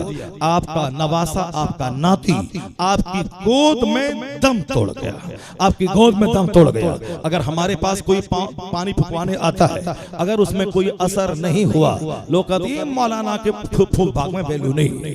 अगर कोई आ गया, हमने तावीज दे दिया और दूसरे ही दिन कोई मसला उसके घर में पैदा हो गया, क्या कहते हैं मौलाना में दम नहीं है। आदमी अजमेर गया, बोला बाबा जमीन दे दीजिए, जमीन मिल गई, बोला हाँ बाबा बहुत देते हैं। और दूसरा साल गया, बाबा फॉर्चूनर दे दीजिए, फॉर्चूनर नहीं मिला, बोला अब बाबा में दम नहीं है। बरेली गया, कहा बाबा हमारा बेटा पढ़ रहा, नौकरी मिल जाए, नौकरी मिल गई। अब फिर दूसरे साल बरेली गया, कहा बाबा मेरी बेटी के लिए अच्छा शौहर चुन दीजिए। अब शादी में ताखिर का ना अब वहां दम नहीं है। इस चीज से मुरीद हो गया। किसी ने दलाल ने बोला कि जो इनसे मुरीद होता है वो खूब माला माल हो जाता है। गया मुरीद हो गया, जहां देखा 2 साल के अंदर माला माल नहीं हुआ। ये सड़ा हुआ आदमी मेहनत नहीं करता, कमजोर है, काहिल है और बुज़दिल है। उनके मुकद्दर में या तो मालदारी नहीं है, मगर उसको अपनी तकदीर पर यकीन नहीं है, या अपनी सुस्ती, अपनी काहिली को नहीं देखता है, बल्कि जो मेहनती होता है वो साहब दुनियावी एतबार से भी कामयाब होता है। आज जहां कहीं भी कोई मारवाड़ी, कोई गुजराती जिस शहर में निजामाबाद हो या हैदराबाद हो जाता है, वह रात रात भर अंडा लोड करता है, वो रात रात भर गाड़ी के साथ जाग के वहां साहब वो मंडी जाता है, वहां से माल लाता है, सुबह सवेरे बिजनेस करता है। उसके छोटे छोटे बच्चे भी बिजनेस करते हैं। अब अगर वो अरबों में खेलने लगे तो तुम क्या कहेगा कि साहब वो मालदार हो गया, हम नहीं हुए। तुमको गुटखा खाने से, तुमको 12-12 घंटे सोने से, लड़ाई झगड़े से, गंदी सोच से, निगेटिव थिंकिंग से फुर्सत नहीं है, और तुम बोलता हमारे पास दौलत आ जाए। ये मेमन के पास क्यों दौलत है, ये मारवाड़ी के पास क्यों दौलत है, ये गुजराती के पास क्यों दौलत है। उसके बच्चे अच्छे कपड़े पहनते हैं शादी के मौके पर, बाकी उसके कपड़े को देख ले, वह फैक्ट्री में कैसे रहते हैं उसके बच्चे, मंडी में कैसे रहते हैं उसके बच्चे, वह किस तरह रात रात भर जाग करके वो सारे कपड़ों पे लेबल चिपकाते हैं, कैसे उसका रेट तय करते हैं, कैसे वो बिजनेस के बारे में गौर फिक्र करते हैं। अब अगर वो अरबों में वो न खेलेगा तो तुम खेलेगा, तुम चरस पी के गली में दौड़ेगा, तुम अफीम खा के दौड़ेगा, तुम साहब काली गलोच करेगा, तेरी माँ बहन बेटियां बर्तन और लोटा लेके लड़ने के लिए आ जाएंगी, और तुम्हारा बेटा तुमको किसी ने 10 रुपए दान किया, वह 10 रुपए से ताड़ी पी के वो आ जाएगा, किस कहीं 100 रुपए पा लिया तो शराब पी के आ जाएगा। तो मालदार ये शराबी होगा, वह मेहनती होगा। मालदार ये अफीम पीने वाला होगा या वह मेहनत कश होगा। दुनिया के सिस्टम का भी एक हिस्सा यह है जो स्ट्रगल करेगा, जो जद्दोजहद करेगा, जो मेहनत करेगा, उसकी मेहनत रंग लाएंगी, वो फायदा हासिल करेगा। क्योंकि देने वाला तो अल्लाह है, मगर उसके लिए तदबीर है। और जो तदबीर करेगा, जो अल्लाह पर भरोसा करेगा, इधर से मेहनत चलेगी, इधर से स्ट्रगल चलेगा, इधर से जद्दोजहद चलेगी, इधर से मेहनत चलेगी, उधर से खुदा की रहमत चलेगी, कामयाबी कदम चूमेगी। इस पॉइंट को गिरह बांध के रखना पड़ेगा। बात मेरी तवील हो रही है, मगर मैं आज अपना दिल निकाल के आपके सामने रख रहा हूँ। कोई कह सकते हैं कि साहब आपने लोहमान के खिलाफ बोला, आपने अगरबत्ती के खिलाफ बोला, आपने झंडे के खिलाफ बोला, आपने जुलूस मोहम्मदी के खिलाफ बोला। गरीबान थाम लूंगा उसका, मैंने इनके खिलाफ नहीं बोला है। मैंने ये कहा है ये गैर जरूरी को जरूरी बना लिया है, और जो जरूरी है नमाज रोजा हज जो ज़कात, उसको तुमने गैर जरूरी बना लिया है कि ऑप्शन है, करें या ना करें। मैंने कहा है कि जरूरी को जरूरी समझ, जो नफल है नफल समझ, जो मुस्तहब है मुस्तहब समझ, जो फर्ज है उसको फर्ज समझ, जो वाजिब है उसको वाजिब समझ। नियाज भी दिला और नमाज भी वक्त पे अदा कर। इस यही मसलक के आला हजरत है जो बोलता है कि नमाज पढ़, नियाज दिलाना हराम है, वो भी जहन्नम का रास्ता चुना है। और जो कहता है फातिहा दिला, नियाज दिला, जरगाहों पे चादर चढ़ा, धुआं दे और लोहबान, उसका बेटा फिजिक्स लेके बैठ गया, मेरा बेटा लोहमान लेके बैठ गया, वो डीएम की डिग्री लेके बैठ गया, मेरा बेटा चरस लेके बैठ गया, वो साहब 50 कमरों पर मुश्तमिल मदरसा लेके बैठ गया, और हमारा आदमी वो साहब झूमर और मजार का लेके बैठ गया, कव्वाली लेके बैठ गया, वो साहब 50 डिग्री कॉलेज लेके ले गया, वो हर रेलवे स्टेशन पे मुसाफिर खाना लेके बैठ गया, वो अपना उनका मदरसा रोशन, उसके कॉलेजेस रोशन, उसकी यूनिवर्सिटीज रोशन, मेहनत है उसकी रंग ला रही है। हमारे बच्चे उनके कॉलेज में पढ़ रहे हैं, पीर साहब के बेटे उनके इंस्टीट्यूट में पढ़ रहे हैं, तो हमारा बेटा उसके रंग ढंग चाल ढाल डिसिप्लिन और अदब, नमाजों की पाबंदी और मेहनत, उनके बेटे 12 घंटे पढ़ते भी हैं और 10 मिनट का टाइम निकाल के जोहर की नमाज बाजमात भी अदा करते हैं। उसको देखकर हमारे बेटे पीर साहब लोहमान लेके रह गए। ये बेटा इनका हाथ से निकल के नजदियों की कोख में जाके बैठ गया, तो तुम लोहमान लेके बैठोगे, कॉलेज लेके वो बैठा है, स्कूल लेके वो बैठा है, इंस्टीट्यूट लेके वो बैठा है, मदरसा लेके वो बैठा है। तुम्हें भी मेहनत करनी पड़ेगी, तुम्हें नमाज भी लेके बैठना होगा, और तुम्हें दरगाह भी लेके बैठना होगा, फातिहा भी करनी होगी, नमाज भी पढ़नी होगी। जो बोले कि नमाज पढ़, नियाज हराम है, जुलूस हराम है, फातिहा हराम है, चादर पोशी हराम है, ये भी जहन्नम का रास्ता चुना है। और जो बोले नियाज ले, कॉलेज की क्या जरूरत है, धुआं दे और लोहबान जला, पर नमाज की क्या जरूरत है, फला नमाज पढ़ा शैतान 7 करोड़ साल तक, वो जहन्नम चला गया। नमाज जन्नत में ले जाएगी, रोजा जन्नत में ले जाएगा, फिर कौन जन्नत ले जाएगा? मुस्तफा कहते हैं क़यामत के दिन सबसे पहला सवाल नमाज का होगा। ये बोलता है न नमाज काम आएगी न रोजा काम आएगा, फिर क्या काम आएगा? मुस्तफा कहते हैं रोजा रख, तुम्हारे दरमियान और जहन्नम के दरमियान 500 साल के बराबर खाई और खंदक की डिस्टेंस पैदा हो जाएगा। हुजूर कहते हैं हज कर, अल्लाह हज मबरूर का बदला जन्नत है। मुस्तफा कहते हैं नमाज पढ़, अल्लाह तुझे जन्नत देगा। मुस्तफा कहते हैं नमाज से जन्नत मिलेगी, मगर ये चर्सी बोलता है जन्नत में नमाज से मिलेगी। जन्नत किससे मिलेगी? लोहबान से मिलेगी। जो ऐसा बोला, लोहबान जला, चादर चढ़ा, और साहब कव्वाली सुन, ये नमाज से क्या होने वाला है? नमाज तो वहाबी भी पढ़ता है, उससे क्या होने वाला है? ये भी जहन्नम का रास्ता चुना है। और जो नमाज की वकालत करता है, फातिहा मिलाद जुलूस मोहम्मदी की मुखालफत करता है, वो भी जहन्नम का रास्ता चुना है। तो जन्नत का रास्ता है कौन? जन्नत का रास्ता ये बीच का रास्ता है। इसी का नाम मसलके एतदाल, मसलके आला हजरत है कि नमाज भी होगी, नियाज भी होगी, रोजा भी होगा, जुलूस मोहम्मदी भी निकलेगा, फर्ज भी अदा होगा, नफल भी अदा होगा। यह सीधा रास्ता जन्नतुल फिरदौस लेके चला जाएगा।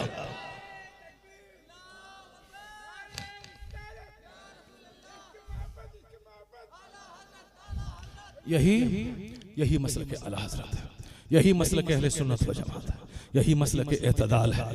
गैर जरूरी चीजों में जो भी पड़ा वो राह हक से हट गया, जरूरी को जरूरी जो समझा उस पर फोकस दिया, वो कामयाब रहा। तो हमें क्या करना है? जुलूस मोहम्मदी में भी शरीक होना है, नमाज ज़ोहर असर मगरिब इशा सारी नमाजों की भी अदा करनी है। हमें अपने घरों में झंडे भी लगाना है और घर में बाल बच्चे समेत बैठकर 5000 बार दरूद भी पढ़ना है। कुरान पाक की तिलावत भी करनी है, हमें टोपी भी पहननी है, दाढ़ी भी रखनी है, मगर अपने बच्चों को 18 घंटे पढ़वा के उसे डीएम भी बनाना है, मुझे एसपी भी बनाना है, मुझे बैंक ऑफिसर भी बनाना है। सिर्फ मौलवी बनना फर्ज नहीं है, समाज में एक आलिम जो रहनुमाई के लिए काफी है। एक आलिम अगर बन गया तो सारे समाज का फर्ज अदा हो गया। बाकी सब लोग आलिम बने तो सोने पे सुहागा है, जरूरी नहीं है। अब जरूरी क्या है? दीन की बुनियादी बातों को सीखना, ये जरूरी है। नमाज के फराइज व वाजिबात क्या है उसको सीखना जरूरी है। क्या चीज कुरान सही पढ़ना ये जरूरी है। बाकी कुरान सही पढ़ने के लिए 10 साल मदरसे में पढ़ना जरूरी नहीं है। वो तो रोजाना 10 मिनट किसी आलिम या इमाम से ट्यूशन पढ़ के भी वह सुबहान रब्बियल आला पढ़ेगा, डीएम भी बनेगा, मैथ भी धूम के बनाएगा और नमाज भी सही से पढ़ेगा। यहाँ तो हम देखते हैं कि जो ऐसा नहीं किया वो डीएम बन के 2 लाख महीना कमाता है, मगर उसके पाँव की उंगली हालत सजदा में वो जमीन से टिकती ही नहीं है। वो सूरह फातिहा पढ़ता है। पाकिस्तान का एक मिनिस्टर जो कैम्ब्रिज से पढ़ के आया था, वो कुल हुवल्लाहु अहद को 4-5 बार पढ़ा, फिर भी सही नहीं पढ़ सका। वो सारा सदन हंसता रहा। बैरिस्टर है, कुल हुवल्लाहु अहद नहीं पढ़ना आता है। शर्म आनी चाहिए। एक मुसलमान घर में पैदा होने वाला लंदन से पढ़ के आया है और सूरह इखलास इनको याद नहीं है, इसलिए मदरसे में पढ़ के मौलाना बनना सब पर जरूरी नहीं है, मगर सही कुरान पाक पढ़ना सब पर जरूरी है। नमाज के तौर तरीके सीखना सब पर जरूरी है। तो बस आज की तकरीर का मेन थीम यही है कि गैर जरूरी को जरूरी नहीं बनाना है और जरूरी को गैर जरूरी नहीं बनाना है।